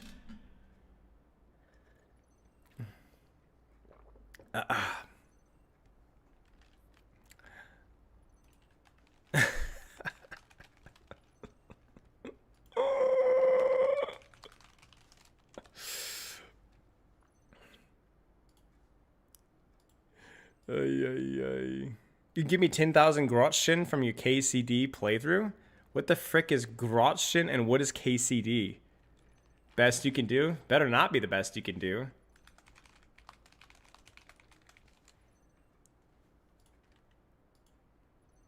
Any friction with the control scheme? I don't remember, honestly. I know the GM at playing in Spilo Wi-Fi? Yeah, basically. Kingdom Come Deliverance. Oh, okay. I know of that. That name sounds vaguely familiar.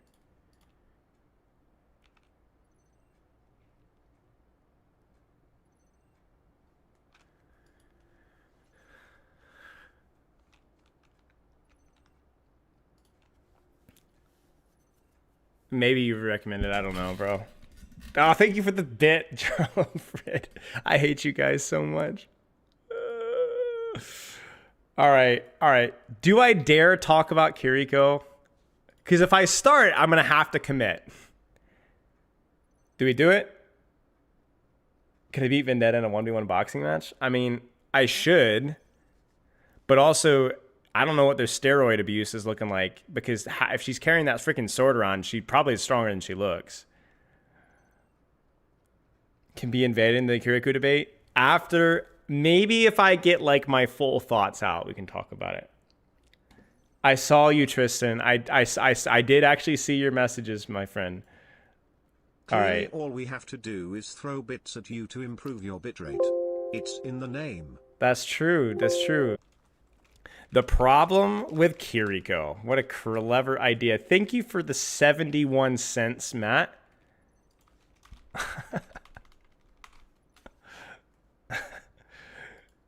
Twitter again? Well, I didn't choose to look at your Twitter again. It chose to look at me. All right, that is all. No more Vendetta questions. If there's any questions that you may have, I strongly encourage you to go back earlier in the YouTube live VOD, and then select the donate button. I'm just kidding. No, I don't have a donate button. And just skim, like, play 1.25 it. I basically talk about every single aspect of her kit. And if I don't think I've seen a unique question in a long time, so I've probably answered basically anything. You have 28 more to give you. Oh, thank you. The trouble with KIRIKO. Let's get all my tabs pulled up here. It's really fitting that Gavin's here as well, because Gavin's getting unfairly cooked.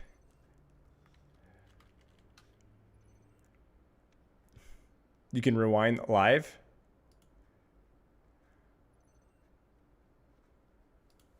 I mean, yeah, but who the frick wants to use Twitch UI?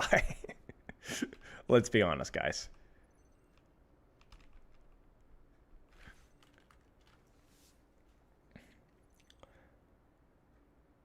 Do you have a vendetta against any particular hero? Do you like them all pretty well? I don't know, guys. Do I actually have like visceral hatred for any character? Roadhog? Probably.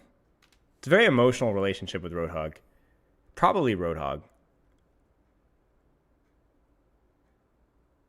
I do have a visceral hatred for a lot of support players. But I actually think it's only Roadhog. Maybe the lesser. I don't really hate Moira that much. I dislike her, but I don't hate her.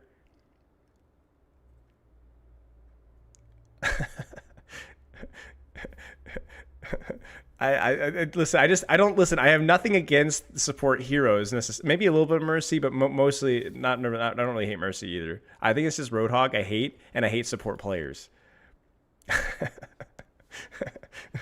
So, you know, we're real with it. All right. I hate Ice-T's Brig. I don't remember. Maybe. All right. So, oh yeah, EDR is just disappointing. It's like Ramattra is the same. Ramattra and EDR I'm disappointed. I'm disappointed. You know what I'm saying? But it's not so much a visceral hatred. You know, because I think EDR and Ramattra, like character-wise, have like a lot of potential. But all right. So somebody sent me to this. And I think it's time for us to talk a little bit. All right. So let me pull up the Twitter here. You know, Useful Blizzard Dev. It's the clown Gavin Winter in my Twitch chat right now. We don't nerf underpowered heroes very often. And then I kind of respond with a link to KIRIKO's win rate and Grandmaster right now 47.7. And I'll pull it up right now. We can actually look at it, and even better, we could look at it within the context of all tiers, right? So she's actually even lower in all tiers, which makes sense. She's near the bottom, actually second lowest. And then if you go to Grandmaster, despite having a very high pick rate, same thing. She's the highest pick rate support. I believe she might be the highest pick rate character, period, in Grandmaster. And interestingly enough, she's also the highest pick rate support in all ranks as well, which is, you know, really interesting. Now, pick rate is not always correlated with strength.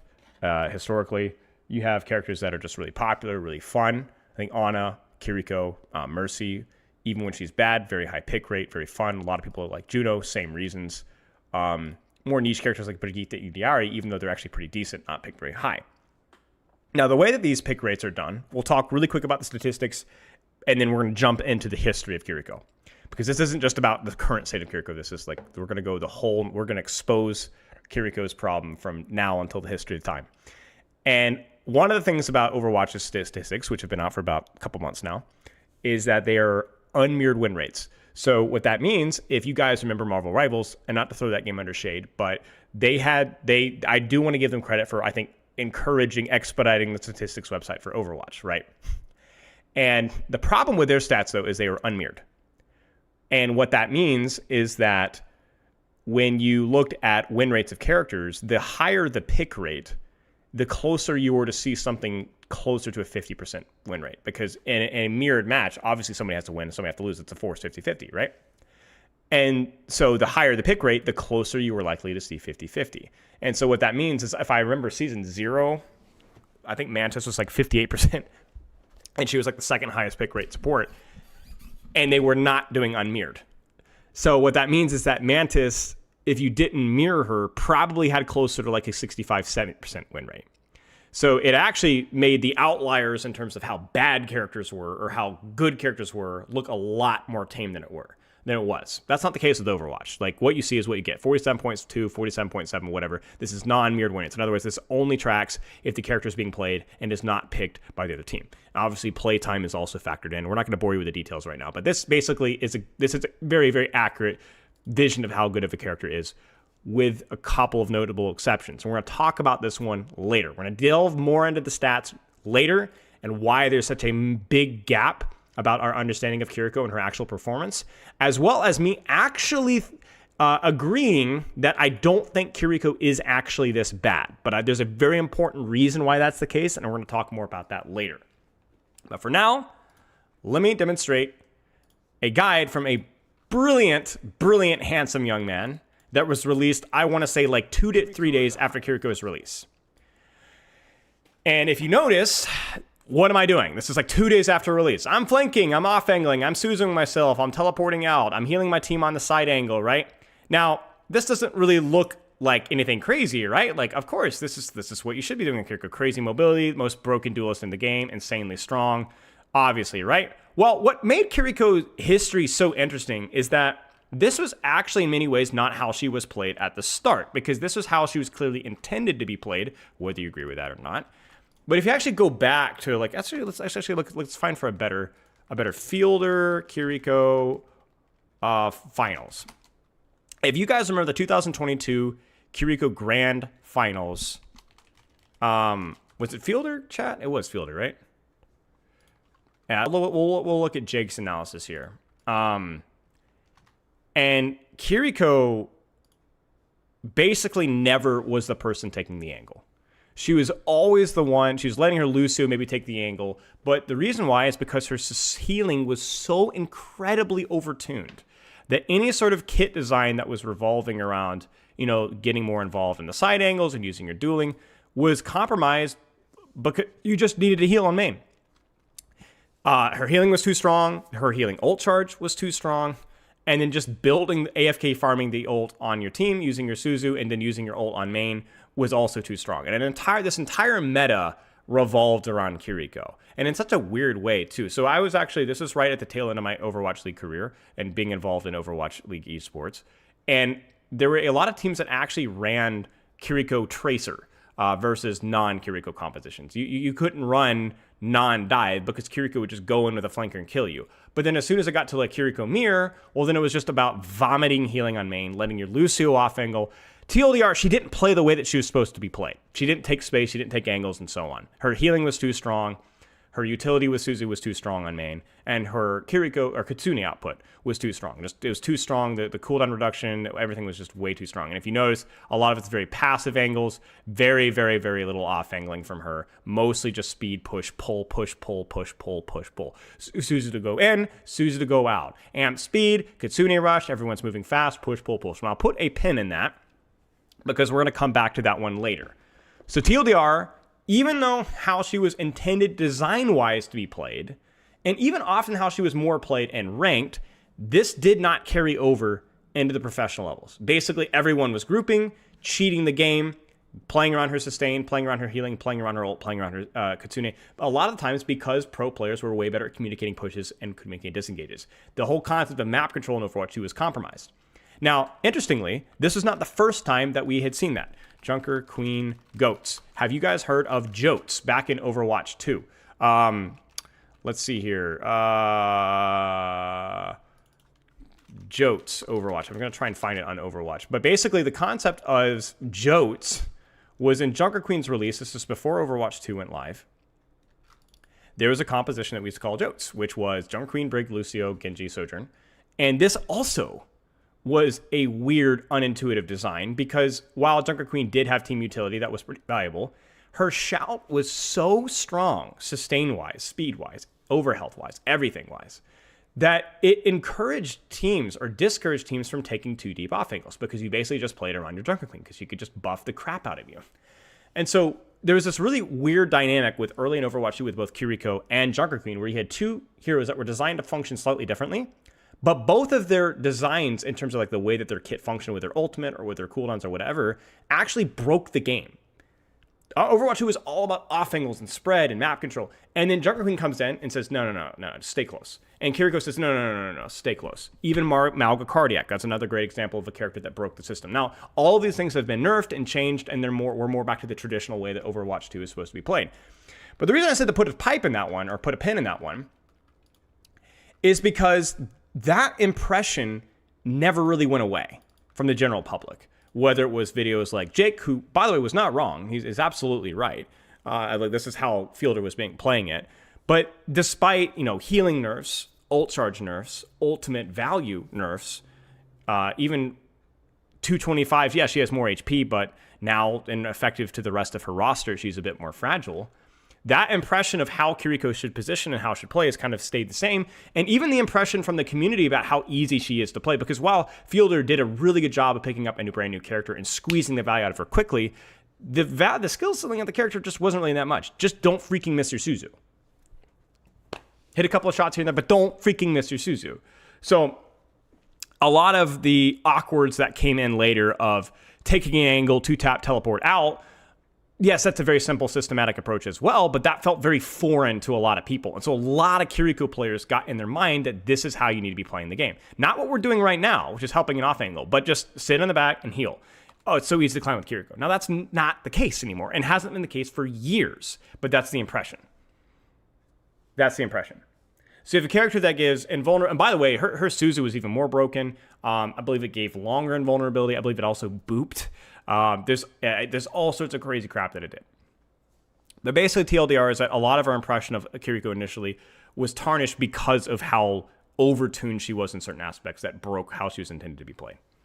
And then it dramatically shifted professional meta at that level of play. So we'll keep going on here. So Kiriko, she's broken, she's OP. She was also directly OP and ranked for sure. Absolutely OP and ranked. I mean, she was definitely exploited with the whole push-pull aspect, like being able to speed in or Kitsune in or Suzu your team out, right? That stuff was very much exploited more so by higher ranks. Again, put a pin in that one too. But she was very overtuned and ranked as well.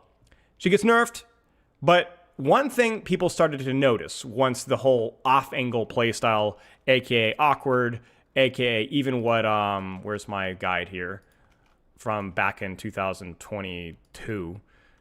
Once people started to realize that this is how Kiriko kind of was designed to be played, I mean, you can see it here. Old coach mechanics. I mean, what the frick, guys? Like, it's just not punishable. You take an off angle here, and getting forced out of an angle is a really bad thing for a Kiriko, right? It means that your value is lost a lot, at least once she was balanced. But it's very hard to die in an angle. Very, very, very hard to die in an angle. Very, very hard to die in it because it's Suzu. Now, should you be Suzuing yourself on an angle? Well, you want to avoid doing that. But if it happens, well, better than dying, right? Better than dying, right? Teleport out, Suzu out, right? Better than dying, right? So I guess my point is that one of the things that was immediately pointed out with Kiriko wasn't just the problem with that, the professional meta kind of warped our opinion of the character. But even if you played her, quote unquote, correctly, people were like, this character just doesn't die. Like, she just, making her make a mistake is just clearing her out of an off angle. It's not actually killing her. And if you guys have seen any of my other gameplay critiques, even discussions with Mercy players, with Roadhog players, and so on, one of the most important problems that a lot of badly designed characters have, if we want to call Kiriko badly designed, is that punishment doesn't always result in death.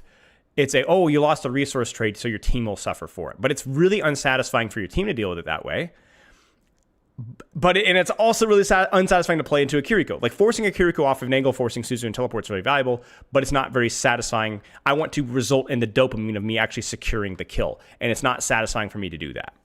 And so even if Kiriko was better designed, better balanced after her initial launch so that she actually had to take angles and take risks, she still wasn't dying.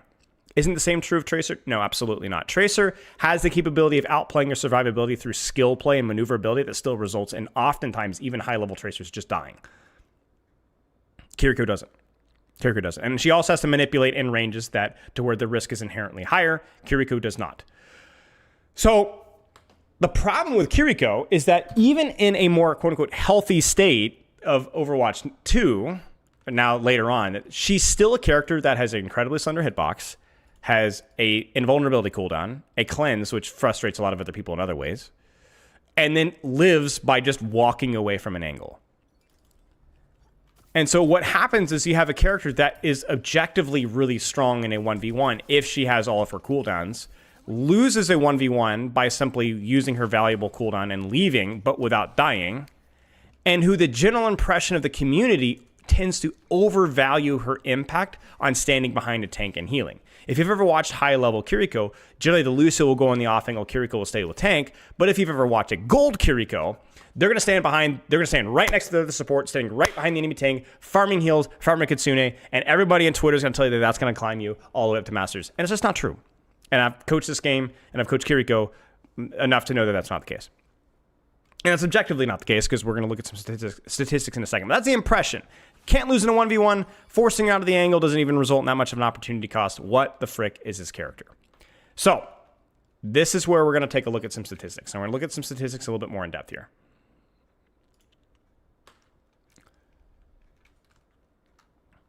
Kiriko has been consistently played in professional meta at the highest ranks because the value of a cleanse, Suzu, invulnerability, Kitsune Rush, teleport through walls very, very, very powerful if you can coordinate that at the professional level. If you guys were here last week, we talked about the big difference between Grandmaster Champion and Pro Play, just even at the highest level, is the whole concept of coordinating speed pushes, speed disengage, push pulls, whatever. You just have to watch almost basically any professional meta, whether it was Mauga or Kiri Lucio, Hazard, or Diva, Zarya, any meta. It's why Kiriko Lucio are constantly being played, is the ability to push pull. And that's just something that happens a lot less in ranked, which is why he hit scan, and characters like Ana, Zenyatta, slower characters in both DPS support and tank, are generally not as strong in pro play, but are stronger in ranked, because in ranked you hold angles and you just kind of hold. You don't back up and push. We've talked about that a lot. I'm not going to talk about that in detail. I have a video about that elsewhere. But TLDR, that's why Kiriko does so well in pro play. Timing of Suzu, being able to disengage, Kitsune Rush, all that kind of stuff, very, very valuable. But that just does not happen in Grandmaster Champion. The problem is that will absolutely influence people's impression of Kiriko, especially when it becomes seen as this character never dives. That frustrates me. Therefore, this character must be overtuned. You see what I'm saying? So when when a character is overtuned in a 1v1 fashion, it is extremely easy to overinflate that character's value. So, I mean, let me give you guys an example, right? We've seen this over and over again with Roadhog, with Ramatra, unkillable, unbeatable, Orisa, unbeatable, unkillable, unbeatable, Mauga at times, right? Even Wrecking Ball right now, he's absolutely been overtuned for a while, but there's so many characters in Overwatch in the tank roster. I mean, we can keep going, right? People's impressions of Tracer at times in their past. Now, that was more accurate recently, but in the past, right? And certainly in the support category, right? Never can kill Moira, never can kill Kiriko, whether it's low rank, pro, whatever else. Weaver just sits in the back and heals. It's obnoxious, whatever. The point being is that we also always vastly overstate the value of just simply living. And that is exacerbated by a bunch of Grandmaster and Champion players. Bro, I can't kill this Mercy, right? That see professional level play, see the value and utility that a professional level Kiriko is getting, and then conflating that to something that we should be picking in ranked. And by the way, this is after a recent Kiriko nerf, so keep that in mind. But you can look up the historical data. Is it owtic.gg? And we've been watching Kiriko win rates for months now. She has never been above, I think, a 49%, 50% win rate in Grandmaster Champion in like the last 3 or 4 months, I believe. Might be wrong in that, but she's definitely been in the bottom half. So the question is why? Why do we people continue to pick her when she's not overperforming? We've already established why she feels like she's performing, because being unkillable is really strong, because the higher rank impression is absolutely that she's good in professional play, and that is absolutely right, I think. But in ranked, those things don't happen, and we can't kill her, and it's obnoxious, and her hitbox is annoying. I think the other thing to consider in other ranks is that she's absolutely a character that is very visually appealing, and a lot of people enjoy playing her, so her pick rate will be inflated from that. But why? Why is he so incredibly bad? And so this is kind of where we have to talk about, is it harder to land an impactful Suzu than it looks?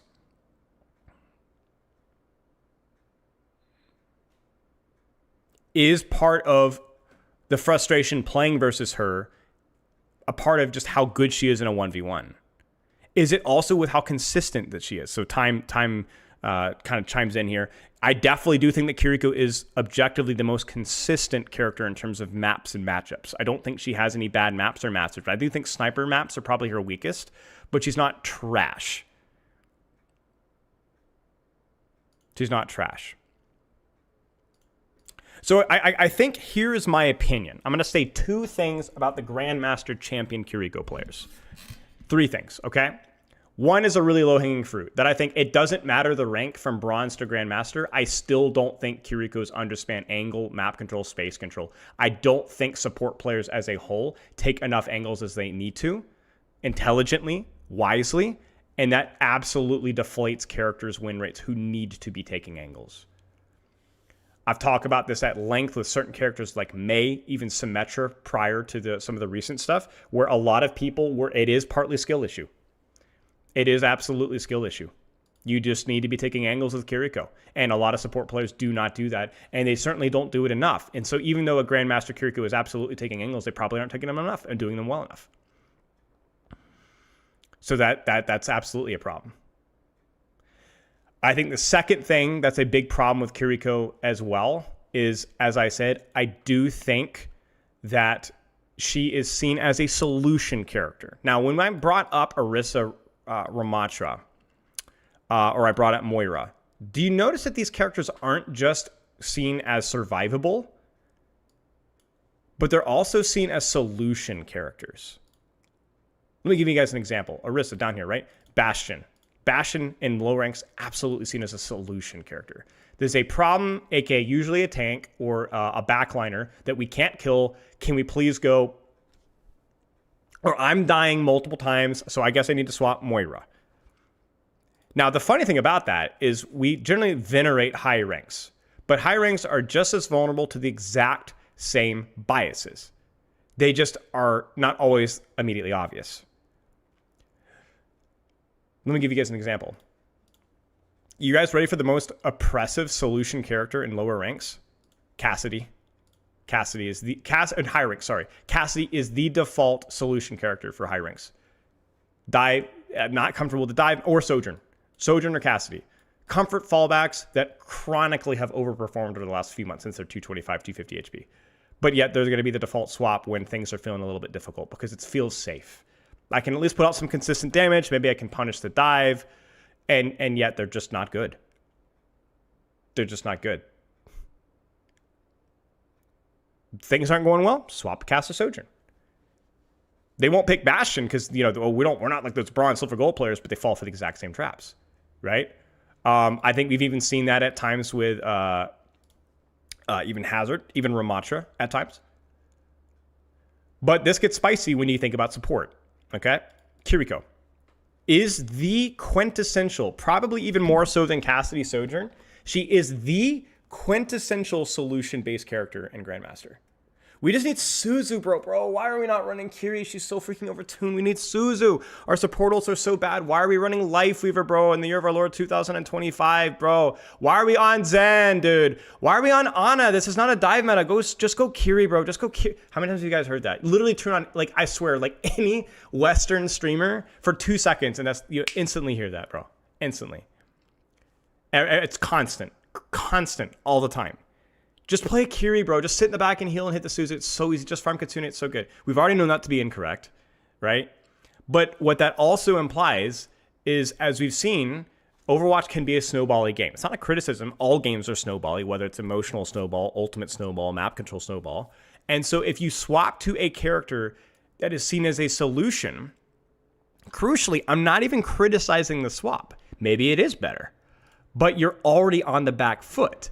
And if KIRIKO is not the character that you started with, but more often the character that a lot of supports do swap to, then that is going to deflate her win rate. She's going to be tanked by a noticeable margin by 40% of support players that swap to her when things aren't going well.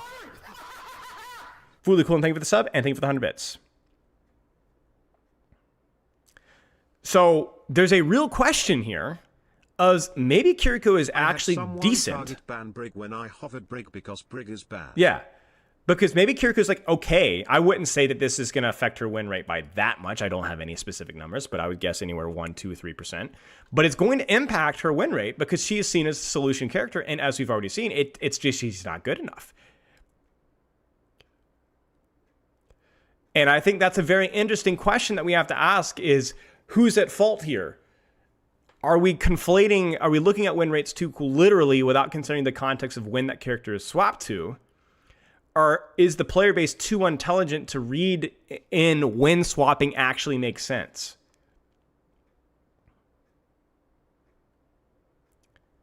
And the other problem is if you didn't start playing KIRIKO, I'm immediately suspicious of your ability to play KIRIKO. If you're a Mercy player, I don't know if I trust you to play KIRIKO, unless you know how to off angle and you've got decent mechanics. I mean, I'm not just saying that as a Mercy. What if it's an Ana player? Just because you can play mechanics with Ana, do you know how to off angle with KIRIKO? What about Lucio? I don't know. Right? It's not just a criticism of the mechanical side of things. It's also, you got to know how to position. You got to know how to hold space. And that is uniquely difficult. But our impression of KIRIKO is that you don't have to do that correctly. You just have to hit. And that is so incredibly wrong. So incredibly wrong. Yeah, just go Ana into Hog or Malga, dude. It's just free win. No. Unless you know what you're doing. No. So KIRIKO, again, I want to highlight this, and then we could have a similar conversation for Orisa and other characters as well. But the TLDR is that, like, this is not a solution character. This is not a solution character. Certainly not as much as people think in Grandmaster Champion. Certainly in all ranks, certainly more than that as well. But I'll go spicier than that. You guys ready for this one? Western players do not or vastly overestimate the value of KIRIKO in all compositions and all situations. Things like Suzu, teleport, ranged damage, ranged heal are infinitely more valuable in situations where dive is generally going to be a little bit stronger. More mobile characters are going to be a little bit stronger. It's very valuable, right? But if you look at the Asia win rate with KIRIKO, okay, you're going to notice that she's actually doing okay. She's not unbelievably oppressive, but she's doing very good. Like, that's very solid. It's on par with a couple of other sports. It's solid, right? But if you look at the tank role, you'll notice that characters like Winston, if we just look at pick rate, Winston, Doomfist, dominating in Grandmaster and Champion, right? If we go to pick rate again, Genji, Tracer, right? Sojourn. This is despite Genji Tracer nerfs, right? Very high pick rates. I mean, they're not even super, super good, right? If you look at win rates, right? Like, Tracer's not even in the top 3 anymore in Asia. But then you compare that to America, and you'll still see Tracer being picked a lot. But all of a sudden we start to see a little bit more hit scan. And then this is the big stinker here, right? If you look here, Winston's still pretty high pick rate, right? But all of a sudden you start to see a lot more Queen, a lot more Diva, a lot more Zarya, a lot more Risa. Doomfist drops a lot. Winston is still lower than he is in Asia. Less than half, okay? Less than half, right? 40% of what he is. And so a lot of what happens here is it's really easy to go, yeah, well, kind of what Sarah is saying, funnily enough, is like, oh, they're just bad. But people have the solution impression about almost every character. See, I disagree with that. When I think that there is an absolute cultural tier of solution-based characters. I don't even think it's close. I think if you look at the tank cast, I think the absolute most solution-based characters are characters like Zarya, are characters like Orisa, are characters like Ramatra. I think they're characters like KIRIKO. I think they're characters like Moira. I think they're characters like Ana. And I think and Bastion, depending on the rank, right? But I think that's absolutely not the case. I agree that that's a good point, but I don't think that that's the case here. So let me kind of finish my point here, because my point here is that I think the point is that KIRIKO is somewhat compositionally at the highest ranks dependent, a little bit. Certainly so. Not just skill gap, but she is the most flexible sport, as I said, but still. So you ready for another important conclusion, in my opinion? I think KIRIKO's value in non-dive compositions is vastly overestimated. I'm not saying that as a plat KIRIKO player, you should swap out for KIRIKO, but as a Grandmaster player, you should stop screaming for KIRIKO in every situation on every map, when you probably should just be playing BAP or Idiari or, oh boy, Mercy. You know what I'm saying? Wuyong. Heck, freaking Ana.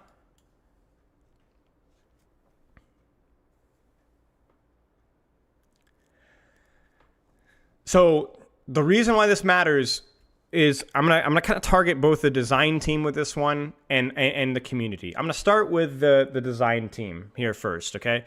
Design team needs to remember that people really hate playing versus characters that don't get punished with death, whether they're support, damage, or tank. It just doesn't feel right.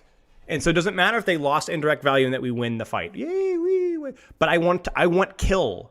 I want kill. I don't care if we lose. I want kill. And I don't think that that's a stupid thing to ask for. I think that's what we're playing for. We're playing for the dopamine of winning a 1v1. And I'm not saying that all characters need to not have get out of jail free cards. I mean, every character in some way or shape or form generally has a defensive cooldown in some way. But Kiriko's definitely is on the line of absurd, especially because her utility and her teleport feel like they have so little drawbacks in the 1v1, not to mention her hitbox and so on. Every single aspect of her kit means that if she blows literally everything on the duel, she's really bad, but she's incredibly, she just wins the 1v1. It's like if BAP blows both shift and lamp and everything else, but in theory, he's still there, Kiriko can do that and have her cake and eat it too. And there's a lot of other heroes that have that problem as well. And I think that's kind of it really elaborates my point, right? There's a lot of tanks and DPS that are also like that. And those are also not fun to play versus either. So we got to be really careful about utility that is strictly through their survivability that, yeah, they could use it on your team, but if you blow it on yourself, you're unkillable and unpunishable. No, characters need to be punishable. They need to be punishable. Even if they have a lot of tools, they need to be punishable. Number one. Number two, from a design perspective, I think this is really where we need to take a second and look at our support utility as a whole. This is more of a professional critique of how the entire cast is, where we just have too many gosh darn low skill ceiling supports. Now, I know specifically that the thing that Kiriko provides is a little bit harder to put a nail on, aka the speed, invulnerability, mobility combo that makes her characters like her, to a lesser extent Lucio, and so on, even stuff like the Juno when she was paired to the Brigade. It feels hard to match that value, but it is really worth highlighting that there is just not a lot of competition at the professional, pro Overwatch player level for the level of utility that Kiriko, Lucio, and so on provide. There just isn't a lot to bring to the table, right? There's just the competition isn't there. There's a lot of really easy, low skill ceiling supports, aka Mercy, aka Lifeweaver, even characters like, you're gonna hate me for it, EDRA, they just don't bring anything to the table. Moira doesn't bring anything to the table. And then there's characters that do have capabilities, but just haven't been quite strong enough or haven't had enough of their like Ana Brigitte, they just don't have the movement in them. Now, I'm not saying that they should have the movement in them, but they probably should be able to provide something as compensation. And when you have a 14-second cooldown on Ana, and your Brigitte still has a delay in her shield thing, that's kind of frustrating. And so she's not going to be played. They're not going to be played. So there's just a lot of supports that just don't have the same level of value ceiling output. It's not just the skill ceiling. I think characters like Ana has just as high of a skill ceiling as Kiriko, if not higher. But the value just isn't there. It just isn't there. And so pro players are going to continually bias towards stuff that is consistently valuable when you know how to do the perfect thing coordinated. And there's just a lot of support heroes that just don't do that. My internet's kind of boinking off here, so give me a second. I'm going to close Overwatch, because surely that will fix it. So that's my hero design. Yeah, please let supports be punishable. Please let support, because you're going to deal with people's impressions that they're wildly OP because they're not punishable. We saw that for a long time with Orisa. People for a long time thought Orisa was way stronger than she actually was. I'm talking about literal year, because of how unbelievably annoying she was to play against and how unbelievably unkillable she was. The other aspect, this is the community feedback, and I don't put a lot of responsibility on the community because it's, you respond with what you're given, but for my community, the people watching this video or in my stream right now, remember that survivability is overstated, and that Kiriko, in terms of value consistently, and Kiriko is not an auto win button. You need to not only be taking angles in space with her, but you also need to make sure that your teleport Suzu are not getting forced easily and given away for free, because the angle that you give away the character is extremely, extremely expensive. And then as a community, we need to stop crying about how overpowered Kiriko is and start to say more along the lines of why this character feels overpowered, and that's frustrating. And if you're a Grandmaster Champion player, stop asking your EDRA guy on freaking Busan Sanctuary to go Kiriko because Suzu's OP. You're losing games because of that. Let them play what they want. Play Kiriko in situations when it makes sense. Play her if you want to play her. She's very flexible, but she's not an auto win button. And I really think that the discourse around this has been like really, really muddled because I don't really care about Twitter stuff too much because you know what? Twitter is Twitter. People are going to stuff, even the way the algorithm works, the more inflammatory, the more nonsense that's being said, it's just going to blow up, right? So I don't really care. But it is a very common sentiment across everywhere that, oh, Kiriko is so overpowered. She is overstacked. She's got way too many things in her kit that go in way too many different directions. But she's just objectively not overpowered and hasn't been for a long time in any rank. Right? In any rank. And so the challenge needs to come from a feedback perspective of this character feels overtuned. This needs to change. And I think that's a good point. Right? It's the same, like Orisa still feels so bad to play into, right? Or Good Widow still feels so bad to play into. Feels so bad to play into. And I think there's a lot that they need to and can do with Kiriko's utility. I think so much of her invulnerability through Suzu, teleport through walls, they would have to do more into her heal resource with more utility. There's a lot of more things with it. So, yeah.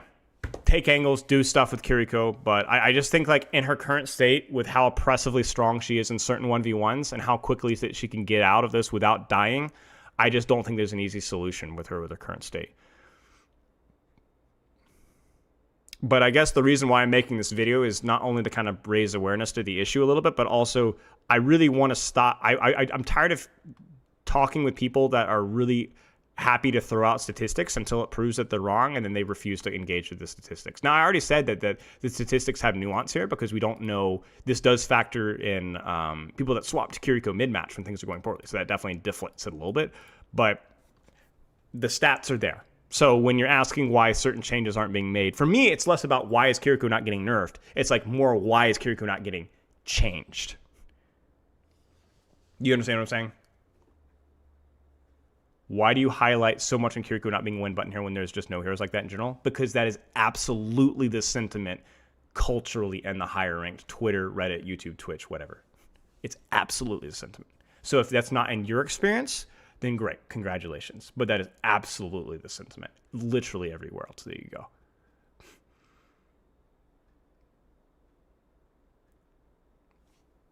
I've always been of the opinion, like, if we're like, I mean, you guys have heard me talk about Kiriko before. I would love healing to be on a resource, 3 Ofuda. So you throw 1 heal resource. It takes, like, it's like Doomfist Punch. It takes time to recharge. But she already has that. No, she doesn't. It literally does not functionally change what she does whatsoever. It takes like 4 or 5 seconds to regenerate. It provides a heal over time, maybe a cooldown reduction or a speed boost. Something where you have to actually think about what you're healing, who you're healing. I think Suzu should be on a longer cooldown. I don't think it should give him vulnerability. I think it probably also should not give intention ability either. They probably should give some form of speed boost. There should be on a 10-second or 12-second cooldown. She should not be able to teleport through walls. If she should, it should be significantly reduced and the distance if you do go through a wall. There's just so many questions that we have to ask about how can we make her feel more punishable, more risky. But yeah. So.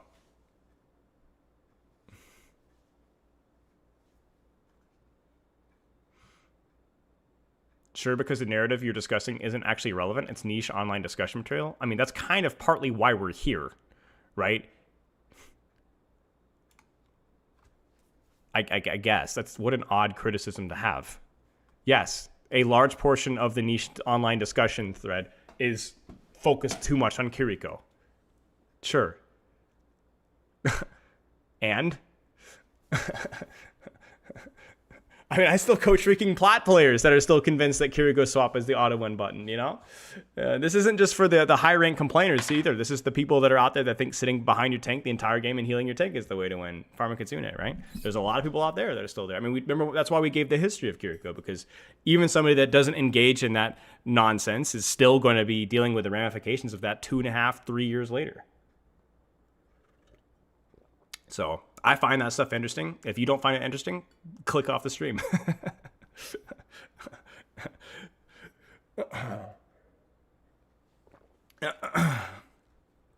TPing through walls is so insane. Yeah, it's like one of those things that in certain situations is really, really crucially strong. So discuss War on Terror. It's like the swap, the Bastion to fry their tank. Yeah, absolutely. And like I said, I really do think that the KIRIKO swap is the equivalent of the bronze swap to Bastion, which, by the way, that's actually what makes it really interesting, because I actually think you could go back and you could probably guess that characters like Bastion's win rates are probably deflated because of that exact same situation where people swap to Bastion that don't really know how to play Bastion, whether they think that it's the proper solution. So that's why I always take, like, especially recently, I've been trying to take a lower win rate character as like with grains of salt if they're solution characters.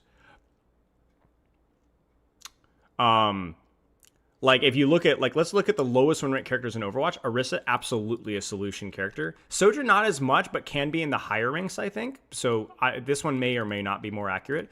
Roadhog, more of a solution character, definitely a tilt swap character, so it's basically the same thing. Bastion, yes. Moira, yes. Cassidy, I'm not so sure. Freya doesn't feel like a tilt swap character, so she's probably just a little bit. Kiriko, Weaver, I don't think is much of a tilt swap character. Yeah. How are those that start and stay in Kiriko? You're probably doing just fine. I mean, again, Kiriko does have the skill and value ceiling that you want. And she is very flexible. So, yeah, go for it. I'm not discouraging people from playing Kiriko. Absolutely. So Freya is actually the worst DPS. Well, I mean, we don't know how much the solution DPS conflates with win rate. This is just conjecture. We know it impacts it, but I don't know by how much. It really depends on the pick rate of the character, to be honest with you. You know, does Sojourn doesn't seem like much of a solution character until high ranks. Is my conjecture, you know, from my time working with low and mid ranks. So I imagine that Sojourn's also probably quite bad. Maybe Sojourn's officially the worst. I don't know.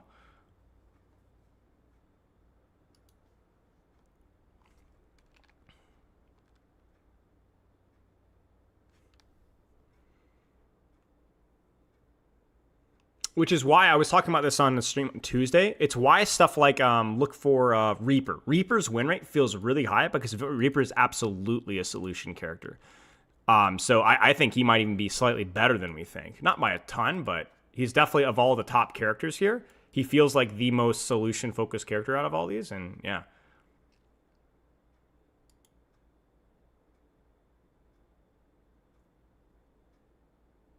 Sojourn's fine with double slide. Yeah, I mean, Sojourn, okay, so there's a great example of my Kiriko problem with Sojourn, right? Where, like, Sojourn, double slide is so freaking good and pro level. Like, it's so good in scrims. Being able to kite ultimates and push ultimates twice is so good. But that's not quite as important. I mean, it's still good, still very good, but it's more important in scrims and pro play, where that kind of push-pull happens a lot more. So Sojourn is absolutely more useful in pro play.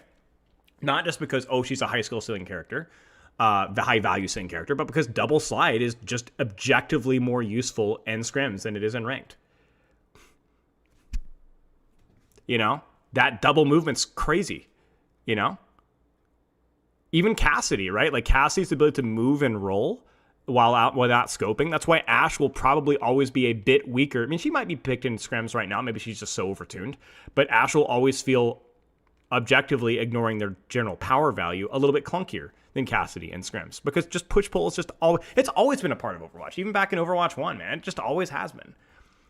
The ability to move around, even in like any time that there has been any sort of speed involved in the meta, Cassidy's felt better.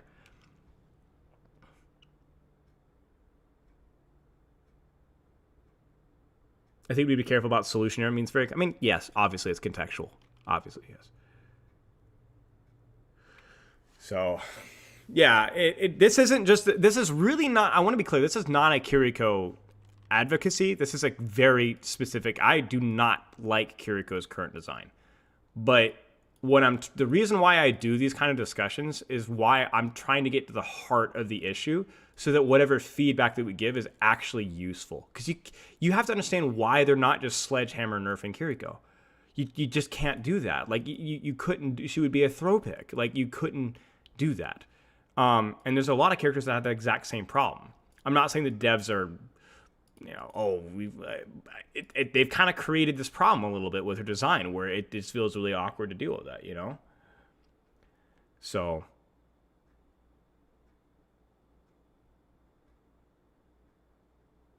But, like, actually, you were saying not every hero is a solution hero, and you name, like, half the heroes. I think different characters are solutions for different things. I mean, for me, I would love, if Gavin's still here, I would love a statistic on what characters are swapped to mid-match. Be very interesting to me. I mean, if we look at like, I think Orisa, definitely. Roadhog, more of a tilt swap, kind of. Malga, very rarely nowadays, but he used to be. Ramatra, depends. Very matchup dependent. Probably pretty rare as a solution character, but versus Ryan, people still pick it all the time. Winston, sometimes see it, but it's a very specific tank matchup. So for me, I don't count solution characters as much with like specific tank counter swaps, even if those counter swaps are vastly overstated.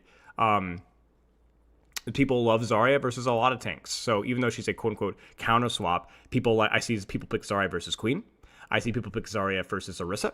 I see people pick Zarya versus Malga. I see people pick Zarya versus Roadhog. I see Zarya pick versus Diva. I see Zarya pick versus Sigma. I see Zarya pick versus Reinhardt even in mid ranks as a counter swap. So when I count Zarya as a solution tank, even though it's intended to be more of a counter swap thing, a lot of low ranks think that she counters like almost every tank. Even Hazard, right? And so I'm actually convinced here that part of the reason why Zarya's win rate in lower ranks is relatively low, despite being actually a pretty darn good tank, is not just because of the alt fire perk, which I know I blamed earlier, but I actually think that it's because a lot of the pick rate we have here is done mid-match. It's done mid-match. I actually think she's stronger than this if you start with her. You know? And she's also banned a lot, which definitely I think affects things like pick rate, but that doesn't really affect the win rate, so. You know. But I think a lot of things are not. I don't think people rarely go Diva nowadays versus, even though she has certain matchups that are favorable, very rarely Doomfist. Can we get a Doomfist here? Can we get a Hazard going here? Can we get a Queen going here? Can we get a Malga going here? Sometimes there's this Ram, but I don't think low ranks understand that one enough, or mid ranks. You know, can we get a Ryan here? No. Can we get a Sigma? Maybe sometimes. Can we get a Winston? Can we get a Wrecking Ball? Maybe a Wrecking Ball sometimes, but very, very rarely, right? I think the majority of heroes are not seen as solution characters in most ranks.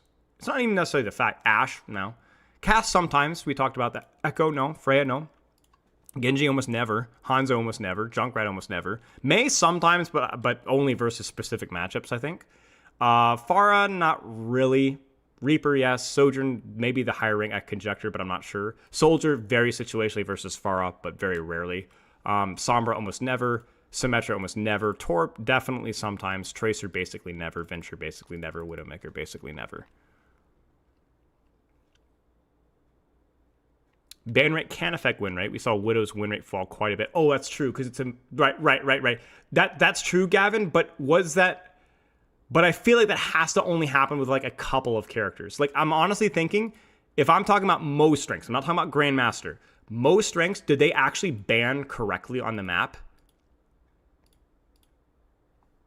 There's no way. There's no way. I don't think any of my impression from coaching, I've actually seen people ban anything other than like the big outliers. Like, I actually cannot think of a character besides Widowmaker that gets affected by bans as much. Like, I actually don't think of a single character like that is affected by bans as much as Widowmaker. Widow's an obvious one, and then I think that's it. Maybe Hog on like Ilios, maybe. Can confirm, golds and silvers both don't ban by map, they ban by personal. Yeah, maybe Winston and Gibraltar. Yep, true. Winston, Gibraltar, Hog, Ilios, Widow on sniper maps. Maybe I guess he could get a Lucio ban, but I don't even see that in Ilios, you know? Like, I never see it.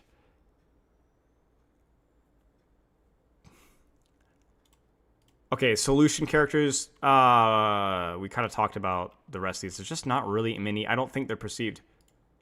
Ana sometimes for sure. Briggs sometimes, very rarely. KIRIKO sometimes, I think more in the higher ranks. But yeah, Moira, sure. Mercy, not really. That's about it. Yeah, people just ban what they don't want to play versus, right? Which I don't think is a criticism of low ranks. Like, I don't care if it's on, Gibraltar. If I don't want to play versus Lucio, okay, sure. I mean, But,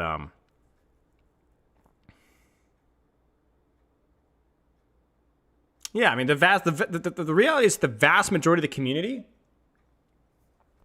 is very slow to learn things. Very slow to learn things.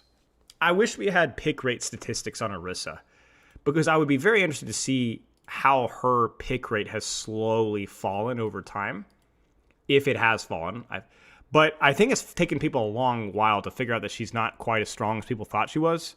But the average rank player just doesn't check patch notes. They don't watch Twitch streamers with bad hair ranting about patch notes and game design. They don't give a frick. They log in after the 9 to 5. They play a couple of ranked games and log off and feel bad or feel good.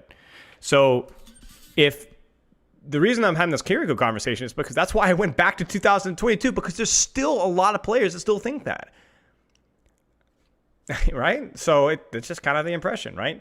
You know, when Flats rants about the Orisa, Ramatra, OP, Malga stuff, you know, he wasn't wrong at the time, but that was a long time ago. People still think that that's the case nowadays, you know? Hagen Ilios is L tier? I don't think so. I think he should be pretty good, I think. 46.3.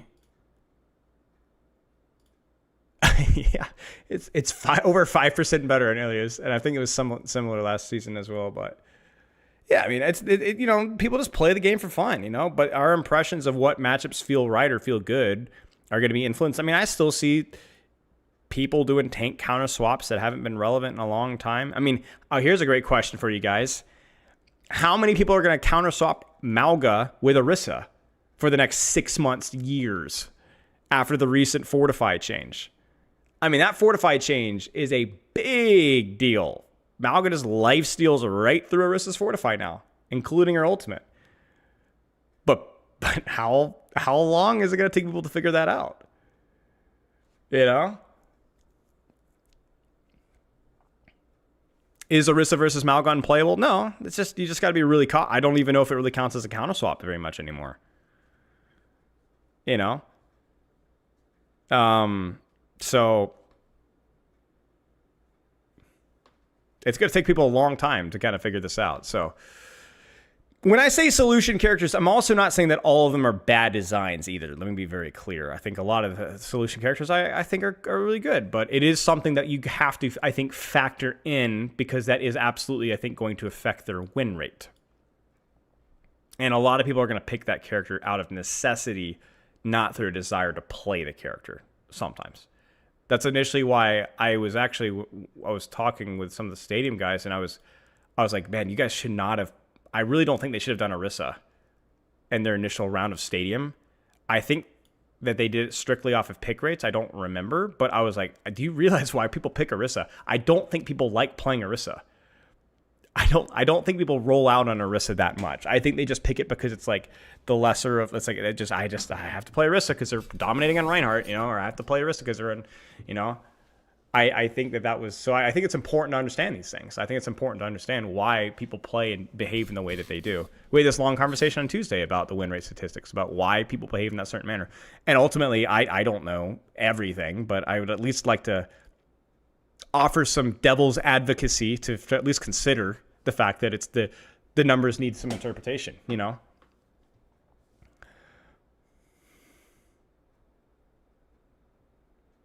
So, yeah, I mean, I don't know how Orisa is in the stadium. Maybe she's fine or not that bad, but it's definitely not my impression of the most obvious low-hanging fruit to pull in the stadium for giggles, you know?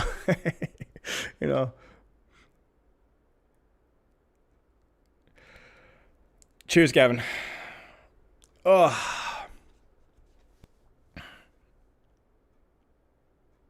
I feel like every character is more annoying in Stadium, to be fair. But more of a game mode thing. Anyway, that's the KIRIKO discussion. That wasn't really a KIRIKO discussion. TLDR, I think KIRIKO is very strong in professional meta and will remain very strong in professional meta because of her kit that is not as fully exploited even in higher ranks, and is probably overstated in situations that aren't necessarily her strength. And that I also think that her win rate is a bit deflated due to her pick rate when people are picking her. But crucially, I don't think she's as suppressive as people think objectively outside of the 1v1s, because people tend to look at Overwatch with missing the bigger picture of what a character can provide. Not to mention a lot of even lower ranked players still having their opinion of a character's play style, gameplay loop tainted by the way that she could have been played in situations 3 years ago. More than 3 years ago. But yeah.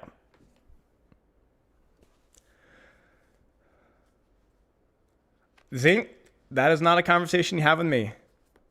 What's more valuable to you? Playing with your girlfriend or being a higher rank? And if you're, I feel like if you're stuck in gold, thinking you're a GM plus hit scan might be bait, but I will try to answer that question as honestly as I possibly can. Never assume the worst, guys. Can you look at a 66 test? I can't. That would be super interesting, though. KIRIKO would be weird. KIRIKO, I can't tell if she'd be worse or better in 66. Kitsune has to be stronger, but your matchup versus tanks isn't as good. Your top 100 in Kovacs? I don't give a frick, dude. I don't give a frick.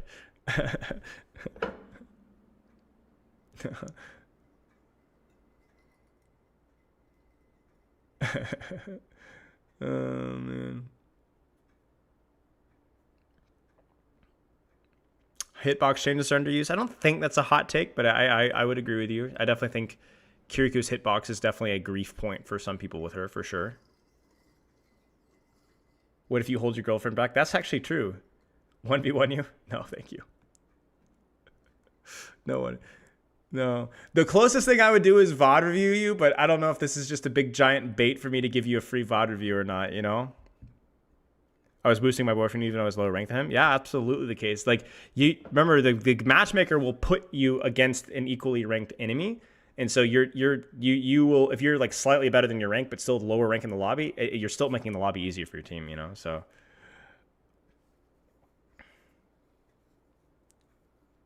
All right, Zing. Do you guys, should I take the bait, y'all? Should I take the bait?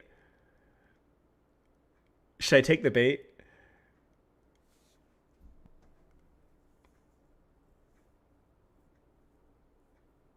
No. I tell you what, I'll give you like 2 or 3 fights. 2 or 3 fights. I'll take the bait. 2 or 3 fights. All right. I want the replay code. I want the rank of the lobby. And then your name. Finish up your game though.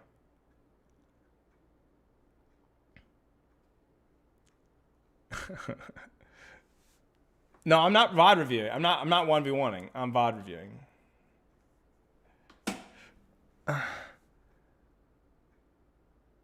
Well, Dogather, your playtime, consistency, and dedication to the game is what makes you an unk, not your age. I know a lot of 21-year-old unks. I know 18 and 19-year-old unks. They got stuff to do. Vors, thank you for the sub, dude. Good morning to you.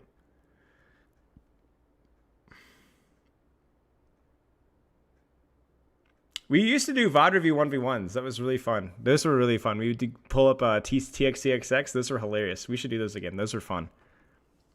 Because you know I'm going to ego every duel. Do it for the clip. So either I look like an idiot and it's a great fun, or I look like an amazing, the greatest of all time, and it also is great fun. So it's win-win, you know?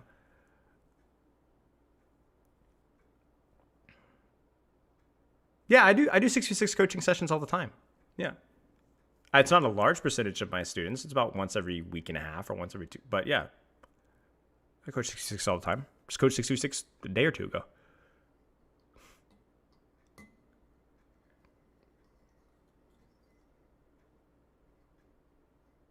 Yeah, there's definitely a problem with like hero identity with certain characters for sure. Certain characters I think have more, like I don't think Kiriko has to teleport through walls. I just think she has to teleport, right? I don't think that you'd have to butcher Kiriko's identity, but there are some characters that I can imagine it being more difficult to. Like Roadhog is a classic example of like how do you reconcile his hero fantasy, you know? I understand Bastion is one, but I think they've done a pretty good job with characters like Bastion and stuff. Sombra's a really challenging one. People are obsessed with the hacker. It's like, oh gosh, it's tough.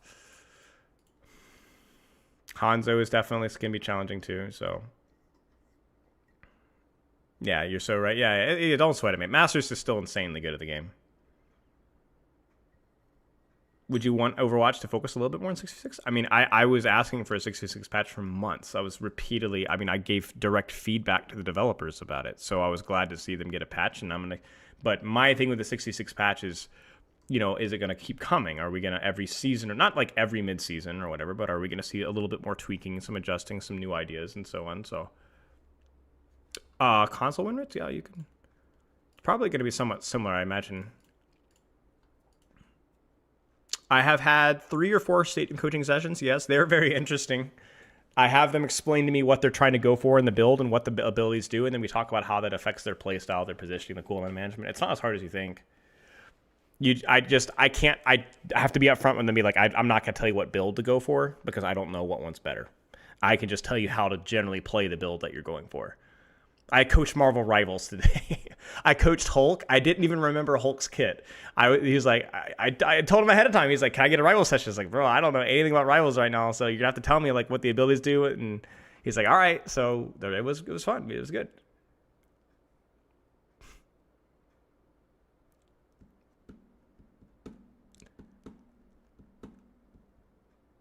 Can you get a Deadlock session? Oh, gosh. I think Deadlock would legitimately be harder because Deadlock feels way more foreign, way more MOBA-esque. Probably not. No, probably not. I would feel legit. That I can do Stadium, I can do Rivals. I could probably even do Valorant before I would do Deadlock. Do I have for AoE2 coaching? No, that would be funny, though. I'd feel more confident coaching AoE2 than Deadlock, though, most likely. Minecraft coaching session. No, ask Dante.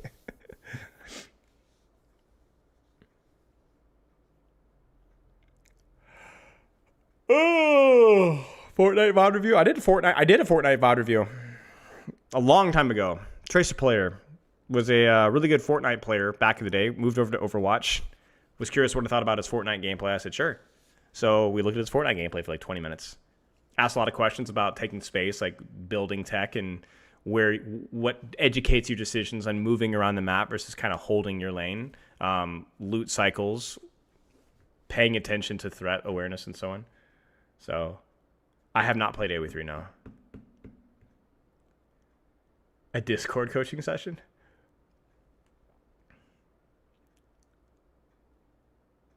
Plants vs. Zombies. I don't think I've ever played Plants vs. Zombies. That was like one of those, that was like the golden days in mobile games, though. So the bait was fully bait and there wouldn't even be VOD review? I mean, Zink said he was in the middle of a game. He said he was finishing up, so we'll give Zink about 3 or 4 more minutes. So Smash Bros? Oh, gosh. Probably not Smash.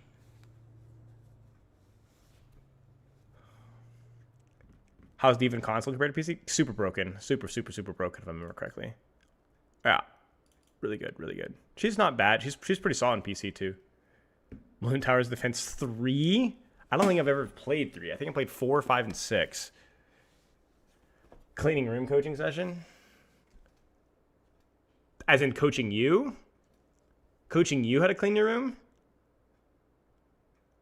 Chess? I mean, no. I know how to play chess, but... Night Rain coaching session? Donkey Kong Frozen Ape coaching. I don't even know what Frozen Ape means. Coach me into a Sigma male. No. Clash Royale. Oh my gosh. Taking space in regards to Fortnite. Well, you know what I mean. Like the storm's closing. How are you going to move from point A to point B without getting your head blown off or getting caught down? How am I doing? I'm doing okay. I'm still getting over being sick. It's been a long week. I'm not going to lie. It's been a long month. The Ash and Ediari with yeah, we saw that on Tuesday. The freaking Zimmers, man. Free coaching on haircut. Whenever coach somebody else's Overwatch's coaching, yeah, I do that all the time. Not as often as of recently, but that was like a very much a monthly thing. I have a whole playlist for it, with at least the public ones. Most sadly, a lot of the coaching the coach ones are private, which makes sense, but I do that all the time. VOD review your last bench pressed? Yeah, send it over, mate. I'll look at it. If you don't mind face revealing. League coaching? No way. I would be terrible at league coaching. Thank you, Dagather. I appreciate that, mate. Balatro run? I think I played Balatro once. My buddy, I went to his wedding, and he was like, "You gotta play this game, man." I was like, "All right." I didn't really play it. I didn't even finish a game. Controller aim assist, yeah. Have I ever coached somebody coaching somebody else's coaching? That's true. I have not actually. Yeah, MMA coaching. Yes. I'm washed, but yes. Did I miss the Vendetta opinions? Yes. First hour 27 minutes or so.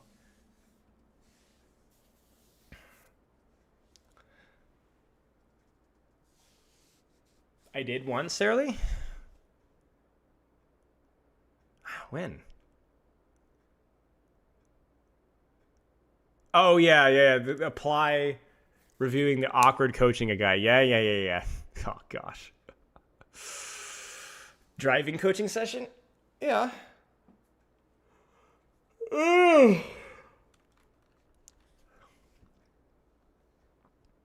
Can I coach your Vendetta gameplay? Yeah, sure. Send me the VOD real fast.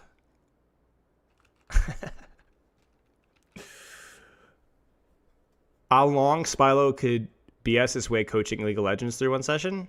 Probably pretty long. I'm pretty good at getting a vibe from what the game wants you to do, and then I think I did that with Sarah Lee one time. Sarah Lee asked me a question about Deadlock, and I just completely made it up. Well, okay, that's not true. I kind of have a general vibe of what Deadlock wants you to do, but I didn't even know what the characters were. But you just talk like you know what you're talking about. It works okay.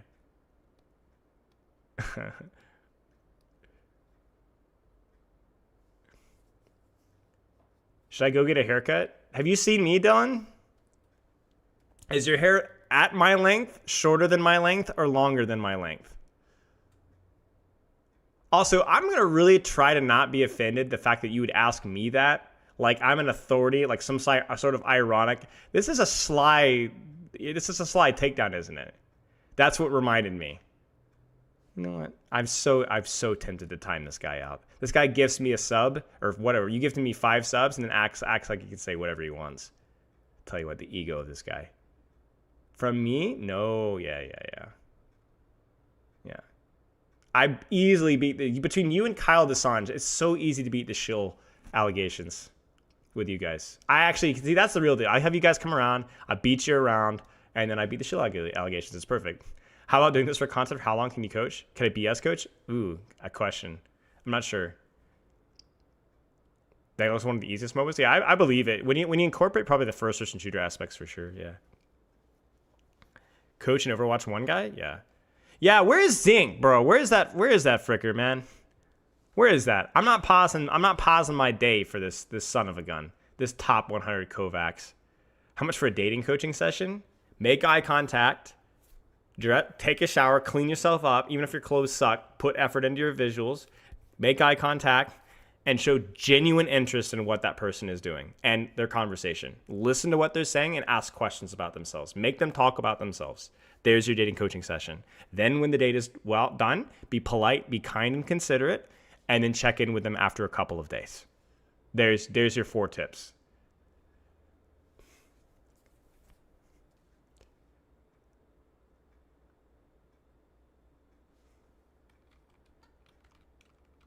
Gun to your head to tell me about your day? Yeah. That's a great way to start a conversation. All right, let's pull up this code here. Overwatch players don't have girlfriends. Is there no prejudice part of your psychosis? Yes. Not my psychosis, your psychosis. Ah, it's so loud. Sorry, guys.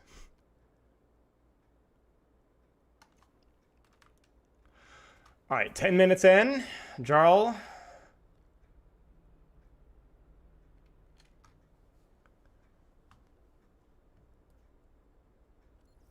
How are you, Dylan? I'll be polite. You doing well, mate?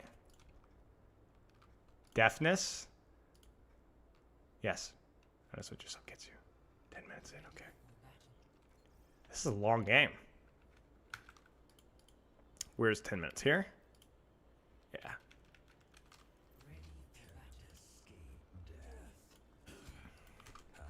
Yeah, every time I launch Overwatch, it's like, what the frick is going on? It's just really annoying. Are you sure you want to launch this? Yes. So, how'd you pull all those heists? Ready. Wait, what? Ready for battle. Don't tell anyone.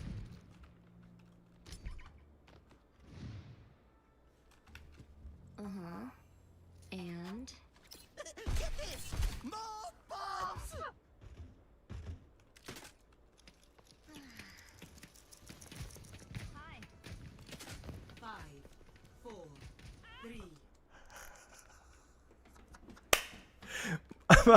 My brother let his inner voices win. Oh.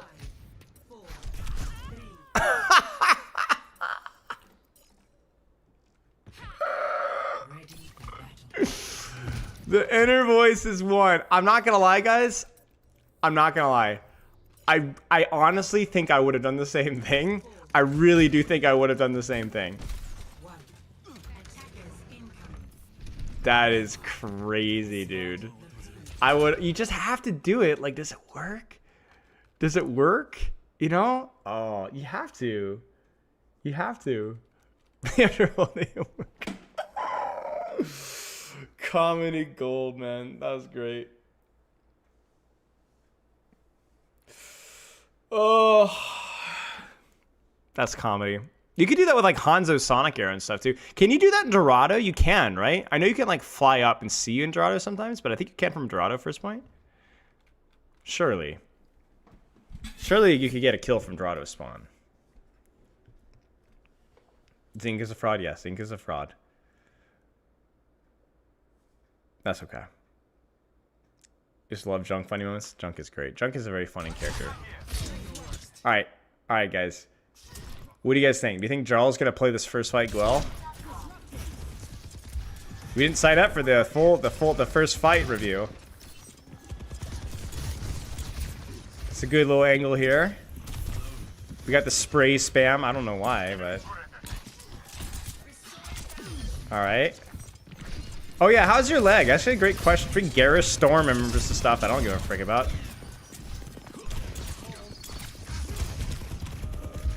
This is actually, for all things considered, okay. Ground spray check. Do you guys remember back in early in Overwatch 1 and all the pros? I don't know, it must have been a TF2 habit. It must have been a TF2 habit because I swear, like, all the pros did that. The early pros. The old men.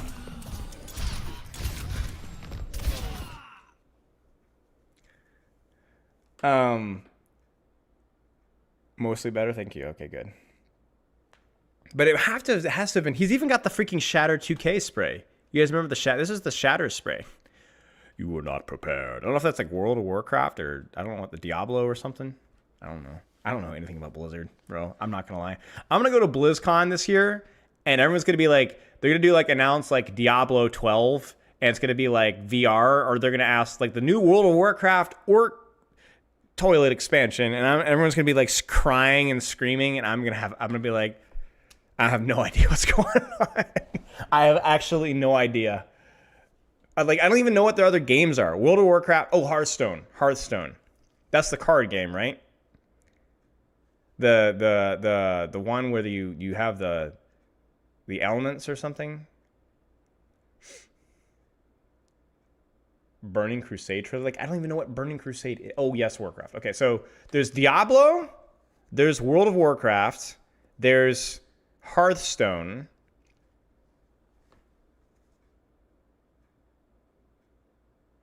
They're releasing the Waste Management at long lost. Heroes of the Storm. I knew that one. Yeah. Heroes of the Storm. StarCraft was the OG.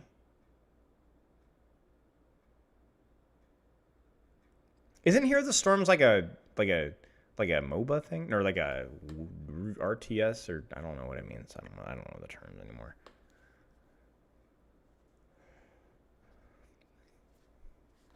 Anyway, it's a throwback.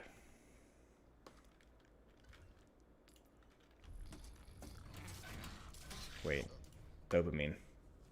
StarCraft, yeah. StarCraft is the Age of Empires grandfather or father, right? That's like that's the thing, right? I still have this spray equipped. Only real ones know. I'm pretty sure I had that spray equipped because I thought Shadow 2K used it. I thought it looked cool, but I didn't have no idea what it referenced. Here, the Storm is dead. Not a MOBA. Okay.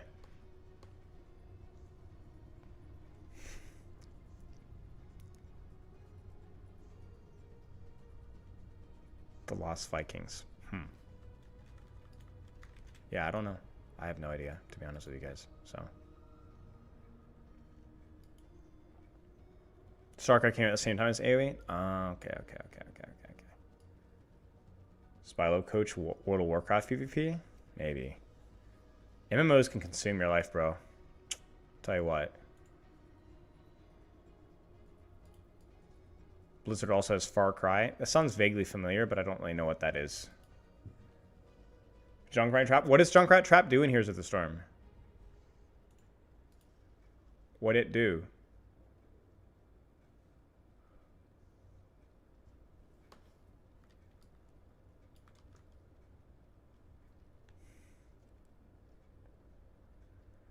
Age of Empires was before StarCraft. Oh, okay. That's right, because there's also Age of Empires 1, which I actually saw a little tournament for.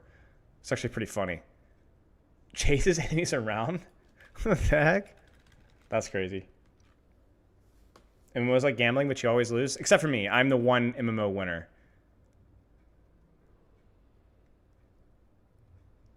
Wait, Zink, I was looking for the Discord. I mean, you could have just dropped the... How do I submit my thing? Just drop it and drop your replay code in Twitch chat. There's no way. I'm literally about to end stream and Zink shows up. There's no way.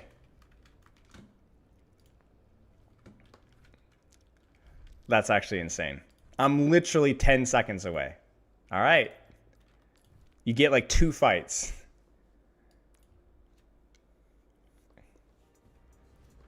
Ready for battle.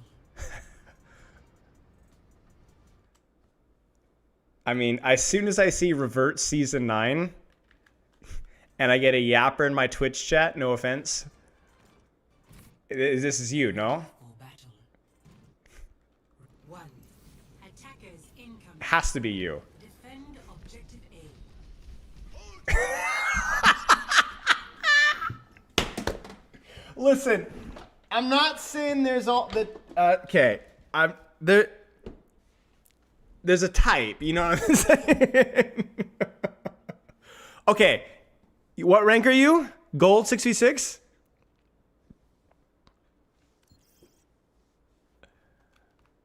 Gold 6v6? No hate, just asking. Gold 66. All right. Plat. Gold plat. All right. All right. All right. All right. All right. All right. Let's take a look. Defend objective A. The question is how educational do we do this?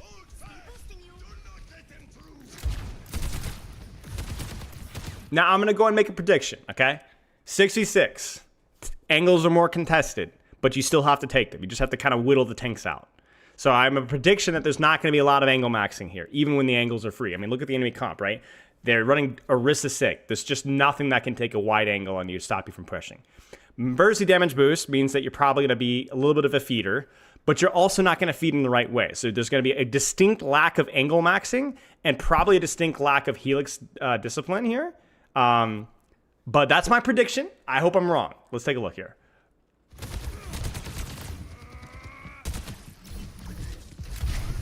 Like right now, there's no reason for us to be that close given our range. You know, this is good. Yeah, that's good. Just hold. No, hold.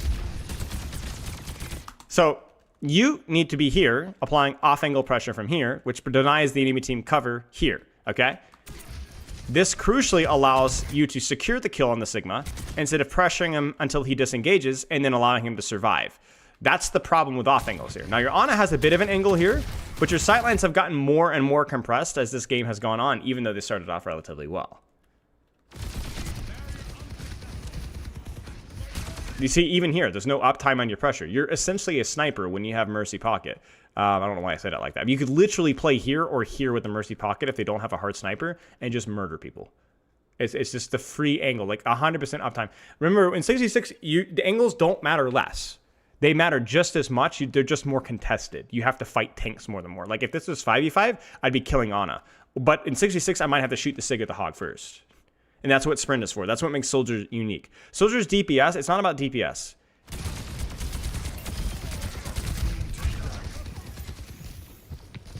You see, for you to push, you have to walk forward.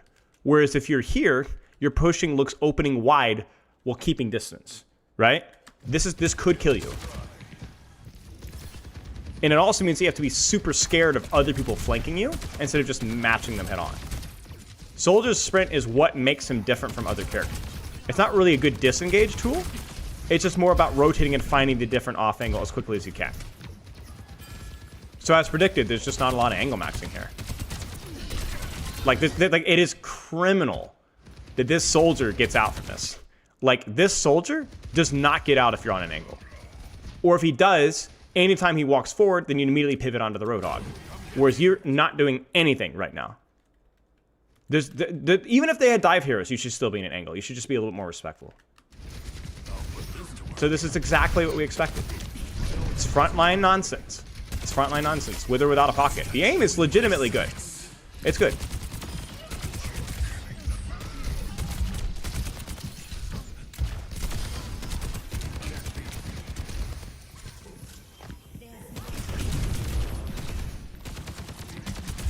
Is this an ego VOD? Is this a freaking ego VOD? This is an ego VOD, isn't it? Yeah, you freaking full held. What? That's, yeah, see, I knew this. So your angle sucks, and you're also sending an ego VOD, so frick you. The aim is legitimately good. I'd hope so when soldiers ulting. Well, okay, you know what I mean. Yeah, you send in a freaking ego VOD, of course. This guy is Season 9, reverse Season 9, trashing on his girlfriend, and then sends in an ego VOD. But you're still mispositioned. You can't climb? Then send me in a game where there's actual competition. I'll give you one more try. I'm feeling generous because I don't have anything else planned for stream. Send me in a VOD. Doesn't have to be a loss, but it has to be a close game. But yeah, your positioning's horrendous. You're not utilizing any aspect of Soldier that makes him uniquely strong. Context X4E. Alright, while we're waiting.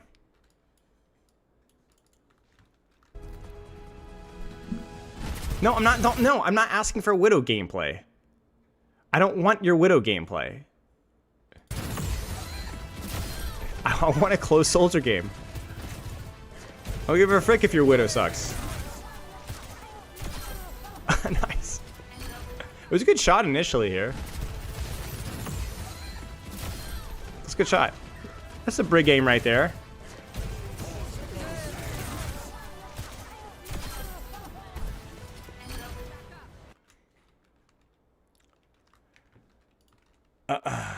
How is his girlfriend holding him back if he's pocket? Because if he's playing in the fashion that he is, his pocket isn't getting as much kill threat or pressure as it should be. And so therefore his girlfriend is amplifying a bad angle or a bad position and probably also making mistakes in her end as well. I missed the best part at the end? Oh, frick, my bad.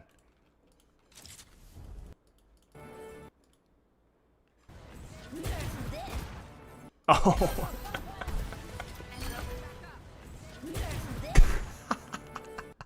Surely you lived that, right? Well, I don't know.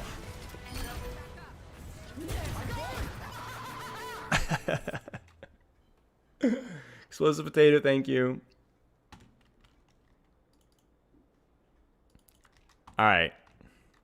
If this is just more lack of off angling, I'm getting the frick out of here. Ready for battle. Oh, this one's a 5v5 here, okay. And no mercy pocket. All right.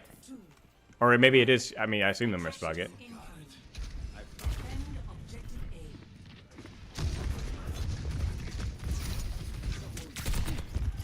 A. You wanna know if I lived? Context is X4E at 305. After this, I'll check Brax.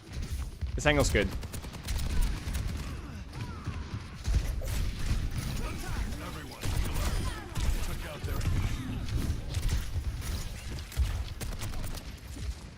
Where's your rotation from here? Where's your rotation from here? That's your question, right? You need to find your angle here, right? This is what Soldier does better than any other DPS, which is get to the angle he needs to be faster, right?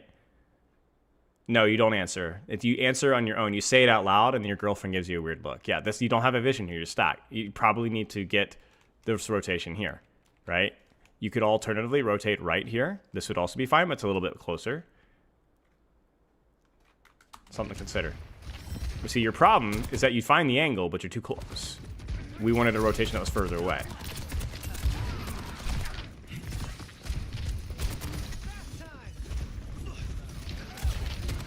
You need to rotate. This is not going to work. You want to see somebody really... Okay. Okay. Let's keep moving. Keep moving. It's okay.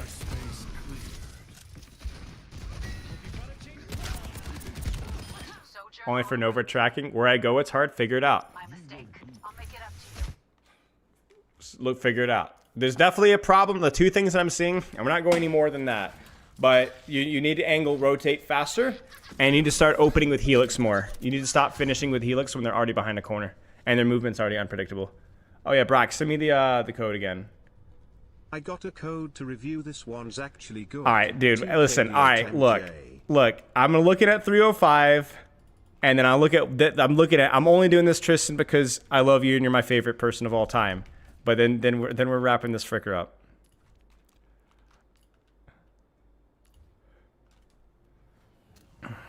Ready for battle. 305. All right, here we go.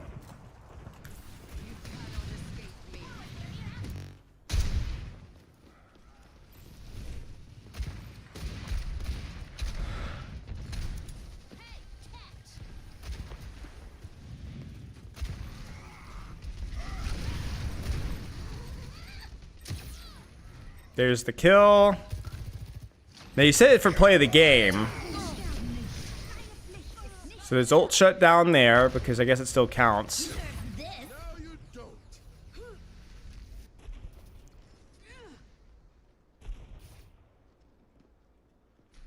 Oh no, Brax. No. No. No.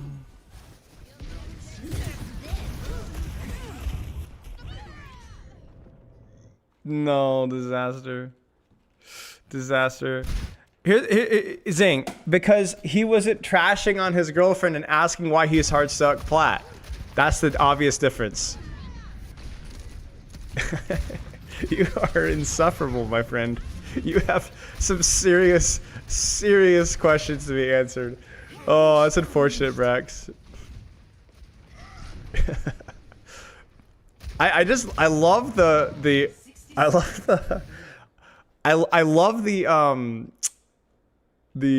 what's the term here? Darwinian keeping the plot wheel rolling. We love that.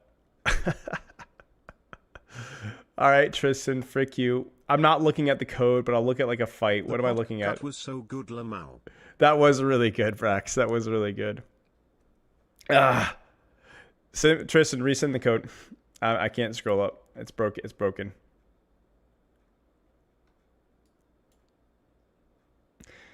Oh my days, these bots. I need to start putting on slow mode or something. You don't remember it well? All right. Then why did you send this particular code?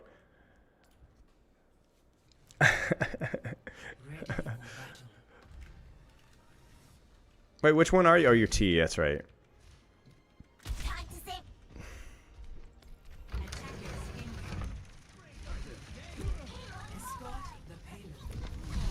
It's definitely bait. I don't know, man. I've interacted enough with the young people. I think there's a distinct lack of self-awareness that's distinctly permeating our culture more and more, and so I'm doing my part. But yeah, it's a tough call. I don't know. That last message from Zinc is definitely tough.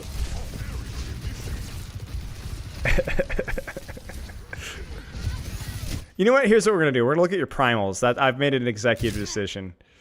Oh dear. Let's look at your primals. No, old people do not say the young people. The young people say the young people. Chat. There you go.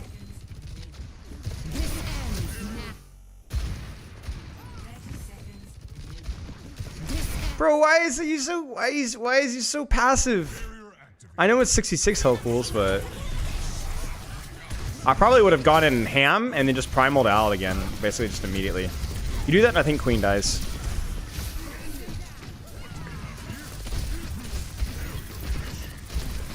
Yeah, that's the strat. Zinc is actually just a corpo plant.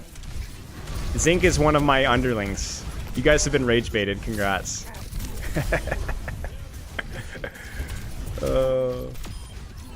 Who would win? Super's super side characters or my Twitch chat? Nice T. Nice T.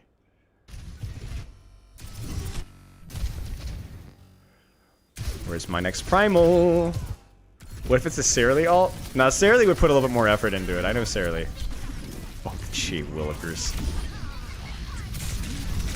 I can beat Super's side characters solo. Yeah, Brax is definitely a significant side character in the Twitch chat. Definitely. Nice T. Nice T.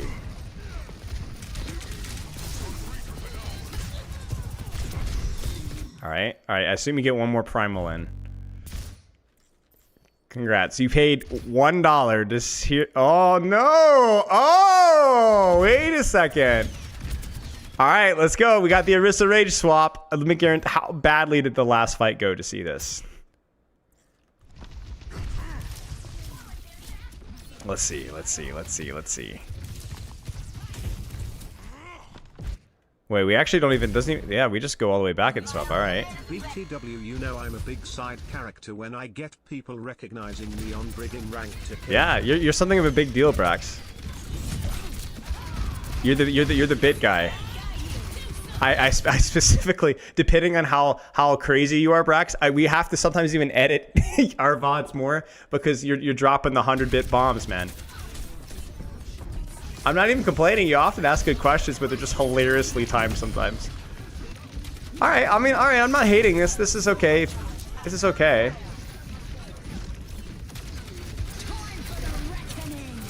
Yeah, it's all right. All right, all right. I was fixing to hate on the Orisa, but it's actually not too shabby.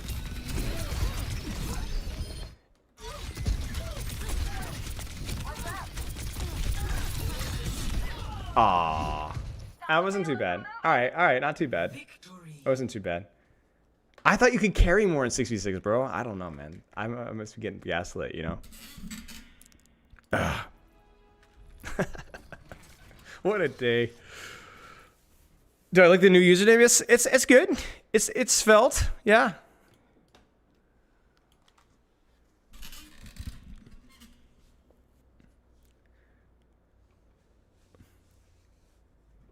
People recognize me in ranked all the time too. They go, "Oh wait, aren't you that plat guy? Aren't you the TikToker?"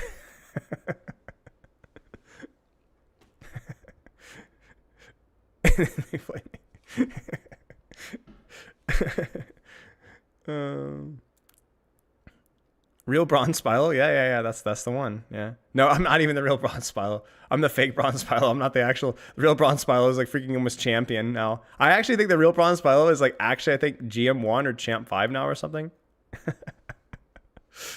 Freaking bronze Spilo.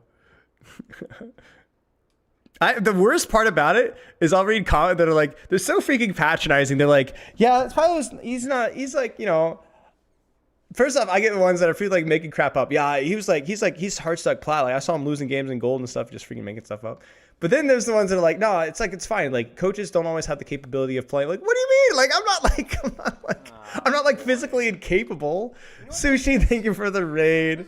I'm not like physically incapable. It's just a time thing, you know. It's just you get what you put into it. It's like, oh, it's all right, buddy. You know, you just can't do it. Those who can't do teach. Like, no, shut the frick up. This isn't like basketball or something. Crying out loud, hurting my feelings. Doesn't matter how many times I hit masters or mid masters or whatever on every freaking new character. It doesn't matter. It's still getting violated. Whatever. Hey, Sushi. How is your stream, Sushi? Your timing could not possibly be worse. I love you to death, but your timing could not possibly be worse. So we were just about to end stream, but I'm glad you had a good stream.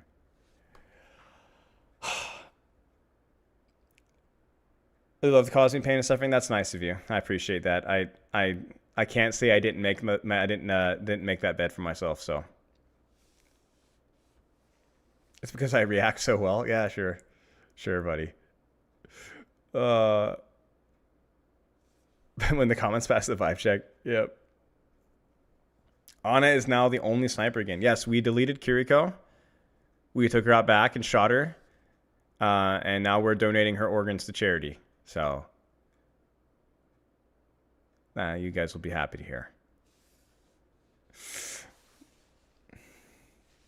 Thank you for the 98 bits fallen one. Can I raid my friend tank player title FPS? Are you freaking kidding me? What am I just like a bit machine to you guys? What is with today? Am I just a bit machine? That's crazy. This guy's freaking crazy. This guy donates 98 cents to get a raid. That tell you what. And then I got people dropping more replay codes in chat. I tell you what. What is this title? The Problem with KIRIKO? She's perfect. All right, fine. Listen, it just so happens that I was looking for a smaller streamer to raid anyway. So I don't need your bits. I would have done it if you just asked. I would have done it for free. I would have done it for free.